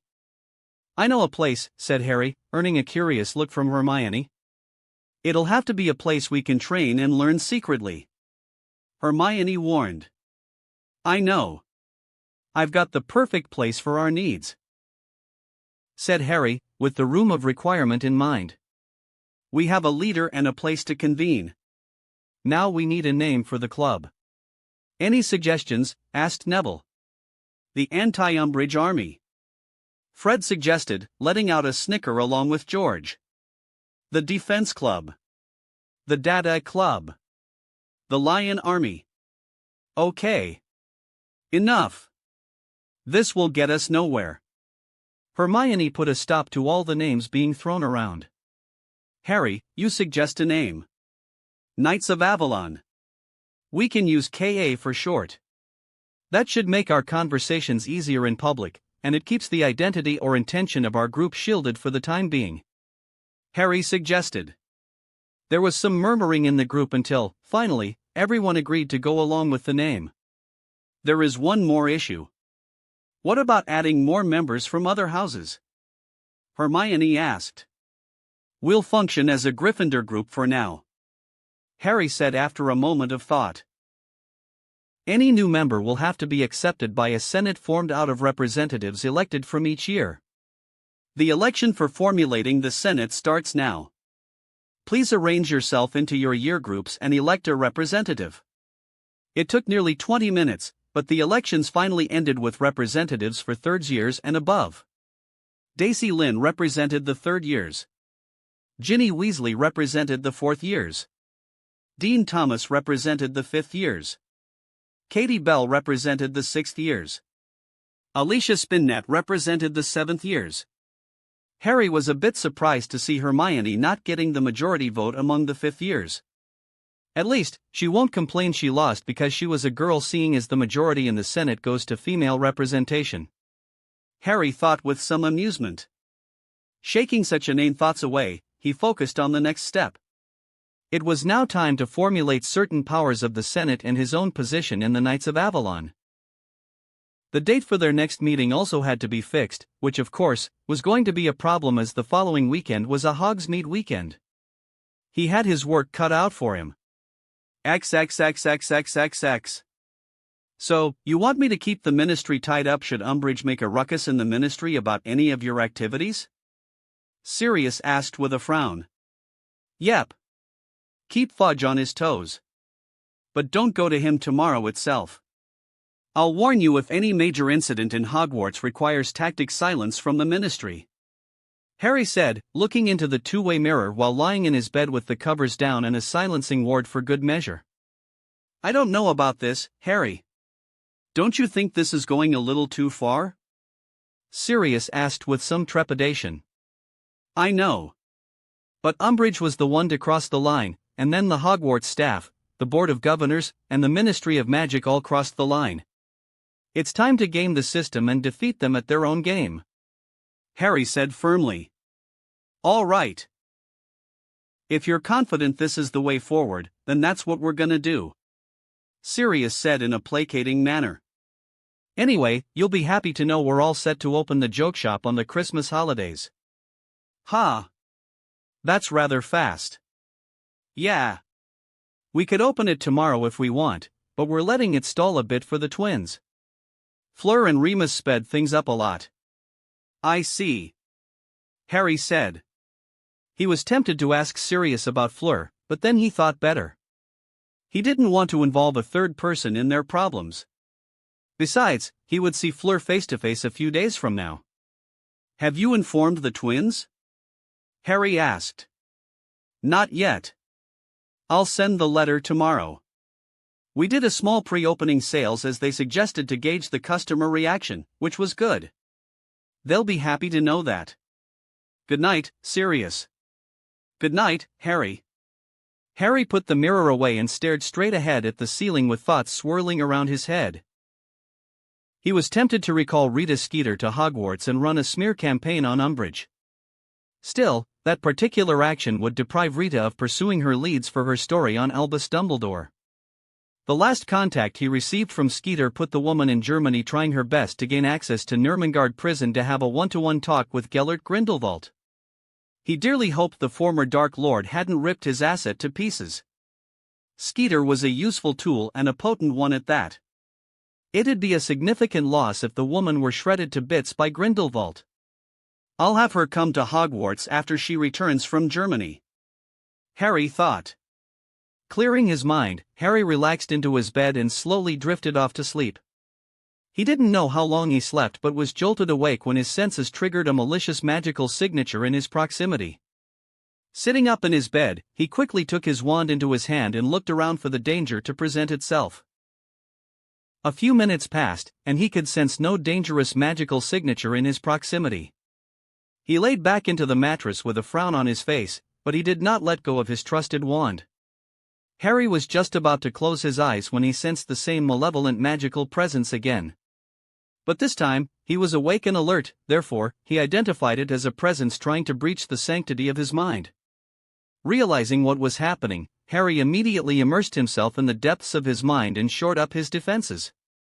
It was pretty easy for him to identify the foreign presence, which was desperately trying to breach his mind to no avail. After some deliberation and reinforcing his mind, he allowed the foreign presence entry into the core of his mind. But once he did, he immediately clamped down his faculties on the mental probe and contained it in a well of darkness. After that, he began to dismember it bit by bit until the malevolent energy accompanying the probe dissipated, leaving the probe safe for the sanctity of his mind. It didn't take long for Harry to assimilate the probe and see what was contained inside the mental attack. When he saw what the probe contained, he was not surprised. It was a fake memory of a large door with an abandoned hallway leading to the door. So, you are getting desperate. Good. Harry smirked. No doubt, Voldemort expedited his plans to get the prophecy, most likely because of the Dark Lord's waning strength. I suppose I'll have to employ some countermeasures and prepare my mind for intrusions during sleep hours. Harry thought before closing his eyes and going back to sleep. From the next day, he picked up the pace of his training and his experimentation with Nagini. Since the lightning element was oddly easy for him to master, he went back to making variants of the lightning spell. The Room of Requirement was quite a useful tool when it came to researching and finding ways to modify spells. Within 3 days, he found a way to tweak the lightning spell to create a new lightning spell which had a wide area effect. It was now only a matter of time to perfect the spell and master it so that he could use it in battle. It was unfortunate, though, because the roar was not that helpful when it came to creating a spell to extract the soul shard in Nagini. Slytherin's chambers contained a lot of information on Horcruxes, but he was still in pursuit of any substantial breakthroughs. Days passed until finally, the meeting day with Fleur came, coinciding with the first meet of the Knights of Avalon. So, Harry had to rush the meeting with Fleur if he was to oversee the first meeting of the Knights in time. Therefore, he was forced to switch their meeting place from Muggle London to the Room of Requirement with Dobby's help. His trusted elf teleported out of the room and collected Fleur from her apartment, and then returned with her to the roar. All of that happened within 5 minutes, saving a lot of time. "Hey, Fleur." Harry greeted her by giving her a loose hug before directing her to a seat across from a table. Harry sat across from her on the other side of the table and saw Fleur was looking somewhat awkward. If it weren't for Daphne, he would have never drifted apart from Fleur. Even now, he could feel his heart churning against his mind for the decision he was about to make, but his survival mattered more to him. The need for shoring up every scrap of power was a necessity. There was no room for even small mistakes when his life depended on amassing all forms of power in a short time. Clamping down his occlumency shields, he purged all emotions tugging at his mind while facing Fleur. "Hi, Harry. How've you been?" Fleur asked tenderly. "I'm okay. I'm just busier than usual with the OWL's exam and my preparations for the Dark Lord." "Oh. I see. Harry, I wanted to tell you something. I know. Our relationship is not working as we had hoped. It's in our mutual interest to pursue a healthy friendship between us instead of being lovers," said Harry. The brazen openness briefly shocked Fleur, but her mind quickly caught on to what he was saying. "Harry, I don't mean to hurt you. And you never will. I'm the cause of our failed relationship." "You don't have to blame yourself," said Harry. "You'll always be a treasured friend, and I hope you'll see the same in me." Fleur was speechless for a long moment but finally relented and let the matter drop. They shook hands and vowed to become good friends. After that, it was only too easy for Harry to cajole her into signing the secrecy contract, which helped him keep her silent about his actions against the Death Eaters. In return, Fleur got negotiated a favor she could ask of him so long as it was within his abilities to grant. By the time the meeting ended, they had parted on friendly terms without any emotional trauma lingering behind for either of them. Once Dobby teleported away with Fleur, he immediately went outside the Room of Requirement and changed the room to his wishes. He had tested out with the room for this precise moment, and the room didn't disappoint him. The Room of Requirement was tethered to a nexus point in space, connecting it with all of Hogwarts. This feature of the roar also facilitated in the building of secret pathways to any part of the castle. Harry stopped pacing outside the room, and a door suddenly materialized on the plain wall. The door behind him vanished when he entered the room, leaving a smooth brick wall on his back. The room he stepped into was long and wide, capable of holding a large number of people. But most importantly, there was a red door on the side, which Harry was quick to open. The door opened outward, and he saw a long dark tunnel. Harry quickly conjured his Patronus and sent it off down the tunnel. A few minutes later, he saw the Weasley twins lead the members of the KA through the tunnel. "Harry, old chap, tell us all about this place," they said together while placing their arms over his shoulder from both sides. "That's a secret I'll share with only you two 'cause we're partners. But don't tell it to anyone else," Harry said. Once Fred and George vowed to tell no soul, he quietly explained about the roar to the twins. While he had a quiet conversation with the Weasley twins, more and more Gryffindor students began to arrive, taking the secret passage that conveniently appeared behind the fireplace of the common room. The sheer wonder in the eyes of his fellow students was quite a sight to see. All right, everyone. I know you all have many questions about this place's location, but it'll stay quiet to keep the secrecy. You can expect the door to materialize behind the fireplace whenever we convene our meeting. Harry explained before arranging the students into their respective year groups.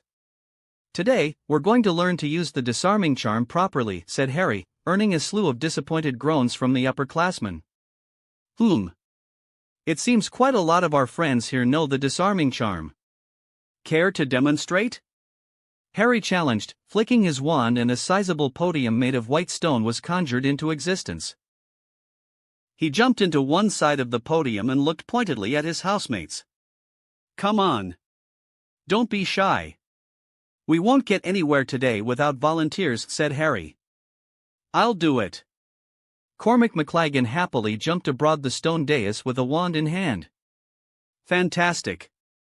Now, all you must do is disarm me, said Harry, looking pointedly at McLaggen.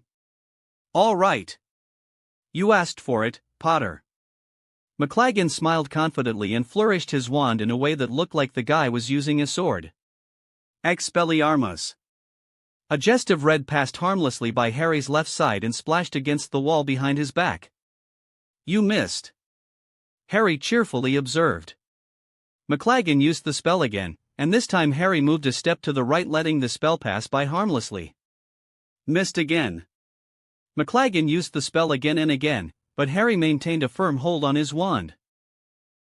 After a while, Harry took pity on the guy, and he silently cast the disarming charm, which wrenched McLaggen's wand away, and Harry caught it easily with a levitation charm. He let the wand float in midair for all to see. You only think you know how to disarm a wizard. Merely knowing the spell is not enough. It would be best if you learned to use the spell in any situation and fast. The disarming spell is fairly low tier, but you'll have the advantage if it's used correctly, Harry said, looking into the sea of eyes trained on him. All right.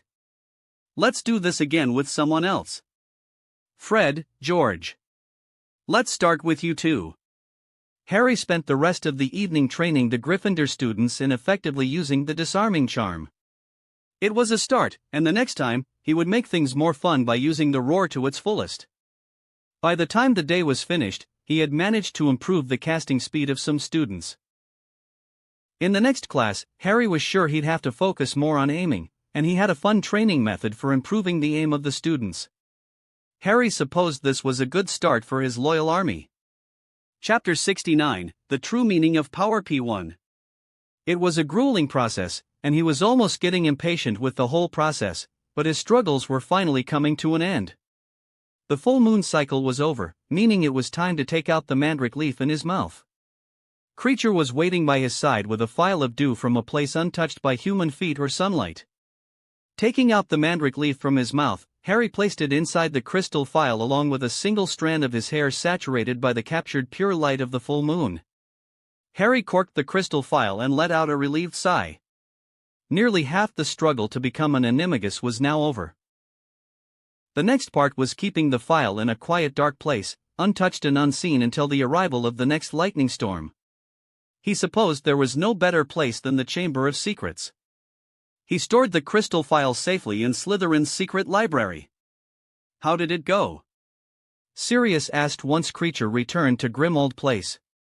Everything went smoothly, Harry said happily, looking into the two-way mirror. I've stored the phial in a safe, dark place. Good. Make sure the phial is left undisturbed. Also, don't forget to use the incantation every sunrise and sunset until you see the lightning storm. You know the incantation, right? I know.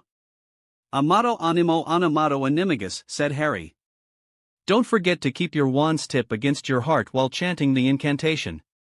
It's important that you repeat the procedure without fail. You'll start to hear a second heartbeat if you're consistent. If you don't hear a second heartbeat within 2 or 3 weeks, you'd have to redo everything from the start. I know, Sirius. I'll make sure to follow your instructions to the letter, said Harry. After wrapping things up in the chamber, Harry made his exit from the secret chamber with a sense of accomplishing something monumental. He was not anywhere near becoming an animagus, but he was on the right track. Half the battle to become an animagus would be over in just one more month. He spent half an hour more in the chamber reading up some books, and then he was off to patrol duty. When he was done with the patrol, he went straight for Gryffindor Tower, crossing paths with Hermione along the way. I was thinking, Harry. We should create a medium for discreetly communicating with each other in the nights, said Hermione. Like the dark mark of Voldemort's Death Eaters? Harry asked with a raised brow as they turned a corner. Yes. Hermione chirped. Are you trying to turn me into Dark Lord 2.0? Harry asked, his shoulders shaking with laughter. Of course not. We don't have to brand the members of the Knights. Instead, we could use an object of some sort that won't look suspicious. Perhaps a watch or a locket. And how exactly would we send messages through these watches and lockets? Harry asked. I've been researching since you told me about how Voldemort used the dark mark to summon his followers. I think I found a spell that Voldemort has used on his dark mark. It's called the Protean Charm. And you think you can produce a similar effect and use the charm to connect with multiple objects to pass messages? Harry asked. Very short messages. Hermione added. We'll have to talk with Fred and George before we put the idea before the Senate for approval, said Harry, after thinking it over in his mind. I need a second opinion for possible security measures in case of theft of the charmed object or even betrayal. I meant to ask this sooner, Harry. Are you sure you want a Senate to function in the Knights? Hermione suddenly asked. Why not? Representatives from each year would ensure the opinions of our members are heard and involved in the decision-making process of the Knights, said Harry, shrugging his shoulders. If I don't involve everyone in the running of Knights and allow dissenting opinions to be heard, then there'll be hardly any difference between Voldemort and me. PFTT. Hermione snorted. You can't be similar to Voldemort by any stretch of the margin, Harry. Power corrupts, and absolute power will always corrupt. No one should have tyrannical power, even if it's for the right reasons. If history has shown us anything, we humans tend to do crazy things when we are left unchecked, said Harry, as he had given it much thought on the issue. Just look at Voldemort and Dumbledore.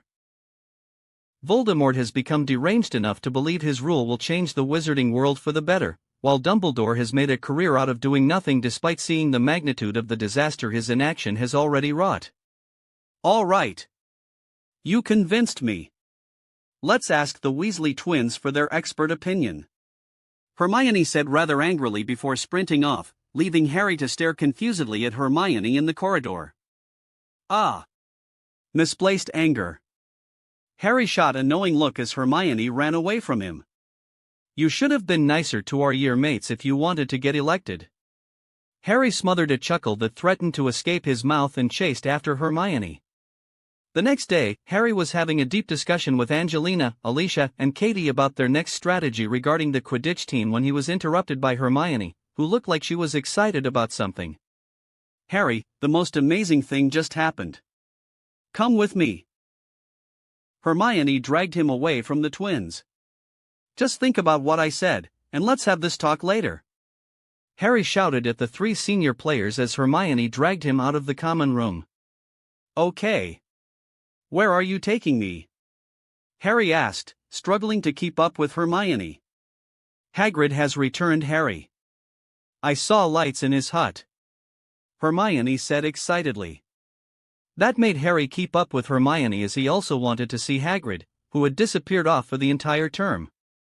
When they finally managed to reach Hagrid's hut, the light of the fireplace being lit could be seen from the window. Hagrid! Hermione called while knocking on the door of his hut. There is no point in hiding. We know you're there. We saw the light. Let us in, or we'll break the door. There was some smuggling inside the butt and the door swung open with the large form of Hagrid presenting himself on the doorway. Should have known ye two would be the first to come. Come in now before someone sees you too," said Hagrid, inviting them into his home.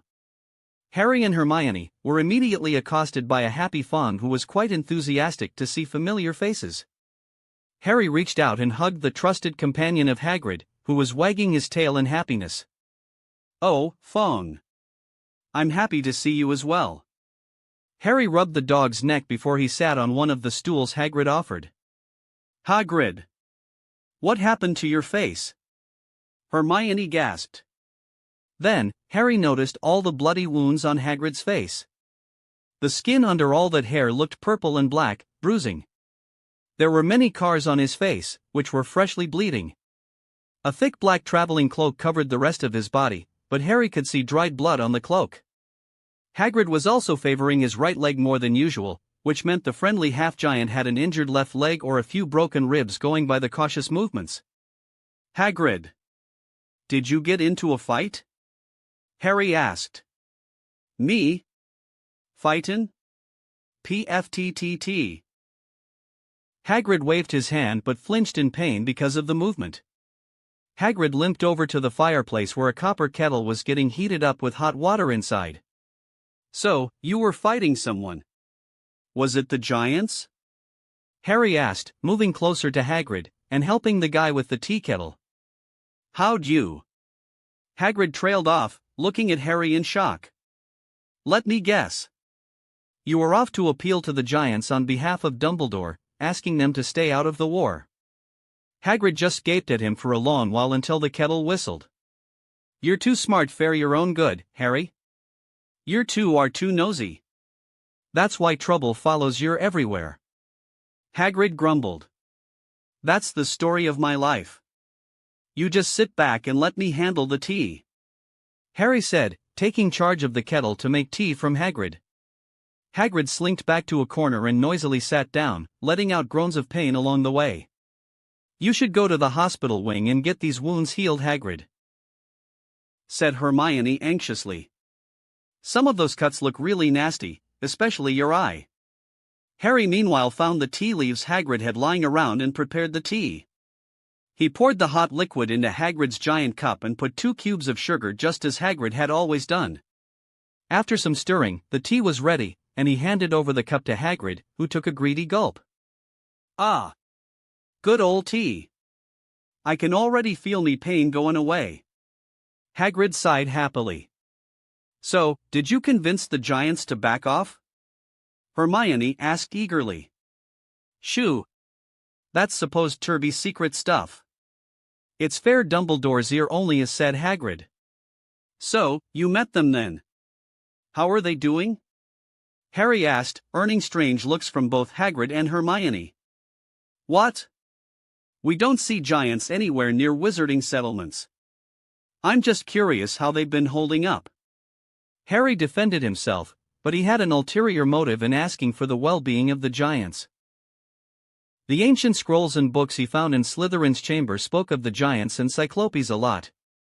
According to some of the scrolls, these great creatures reshaped the world somehow, and they were intrinsically tied to magic in ways that went beyond the understanding of ordinary wizards. There were also many mentions of the mysterious Elysium and the role of the giants in guarding and oftentimes hiding away some of the old pathways to this mysterious realm. So far, the only remotely mysterious thing he found in the old scrolls and books that had interested his grandmother was this Elysium.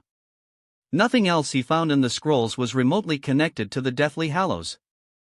This Elysium was supposedly important for magical creatures, and the Hallows were made to be keys for opening up a path to this mysterious realm.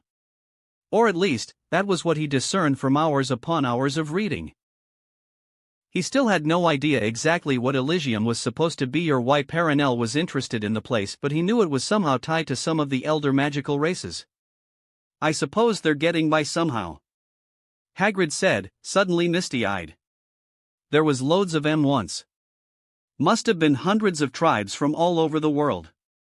Ooh, they've been slowly dying out fair ages. Some died in the war with wizards, of course. We chased them away fair some reason. Dumbledore say it's our fault. They're supposed to guard the forests and all, but we chased them away." "How did they take your visit? Did they welcome you peacefully?" Harry knew it was a stupid question to ask considering the state Hagrid was in, but he wanted to keep Hagrid talking. Well, I had to sneak upon air home. Fell creatures guarded their camp. So, I waited till mornin' to talk to the Gurg just as Dumbledore wanted. What's a Gurg? Hermione asked curiously. Oh, the Gurg, it means the chief. So, there is a leader to the giants. Harry noted with interest. So, what did the Gurg say when he met you? Not happy. Not happy at all. I gave him a branch of the Gobrathian fire as gift. Dumbledore had charmed it to burn evermore, which no wizard can do. I went on my knees and gave him the gift. Said it was from Albus Dumbledore. Hagrid paused, taking large gulps of the tea from his cup and pouring some more from the kettle once it ran out. What happened next? Hermione asked eagerly, her eyes alight with wonder. Nothin' much. That big lazy fat carcass just grunted and said nothin' much. But he liked the present. So, I bowed and told him I'd return with another gift the next day to pass on a message from Albus Dumbledore. Fat load of good that did. Hagrid said, shaking his head disappointedly. Why? What happened? Hermione asked in worry. They fought during the night. The sounds kept me awake the whole night. It even caused an avalanche in the mountains. Hagrid said. The next morning I saw Carcass head down the valley. But why? Why did they fight? Hermione asked, perplexed. I told you the giants were chased away. They're not supposed to live together like that in groups. They kill each other when they move around in groups. They like to keep things simple. Too many giants keeps in one place causes squabbles between them. They fight over trees, mountains, food, and sleeping places, things like that. Hagrid shrugged helplessly. So, with their chief dead, they selected a new chief. Harry said more as a question, as it was fascinating to get an insight into the inner workings of the giants. Yeah. 'Twas more like they fought over each other for the whole night, and the meanest of the lot became the new Gurg. Hagrid explained rather awkwardly, looking down in shame. I take it the new Gurg didn't like you hanging around their home. Harry muttered, looking thoughtful for a moment about the possibility of taking control of the giants through a show of strength. You're right, Harry. Gulgamath became the new Gurg, and he didn't like me one bit. Didn't care much for Dumbledore's message either. Besides, the place was flooded with those Death Eaters. They had nasty ideas about what the giants should do, and Gulgamath was interested in their mad ideas. I knew I was not welcome there anymore. So, I escaped from there somehow, said Hagrid, guiltily looking in the direction of the Forbidden Forest. Harry could see Hermione had hundreds of questions to air, but the light was dimming outside and the more time they stayed over, the chance of getting caught only increased, even if they were prefects. Hagrid, we'd love to talk more, but it's getting late. A word of warning, though. A horrible dada professor goes by the name of Dolores Umbridge is teaching in Hogwarts. She's looking to oust anyone close to Dumbledore from Hogwarts, and she's a blood purist. Don't say anything remotely related to Dumbledore in front of her. We'll talk more tomorrow, yeah, said Harry. Harry and Hermione ran from the hut to the castle. Did you hear what Hagrid said about the giants? Hermione whispered worriedly on the way. Yeah. Voldemort is recruiting an army of dangerous magical creatures. He is preparing for war while our side is twiddling their thumbs doing nothing. Harry snorted derisively. I'm sure Dumbledore is doing something. After all, he sent Hagrid to the giants. Hermione said rather half-heartedly. Harry just shook his head. Clearly, Dumbledore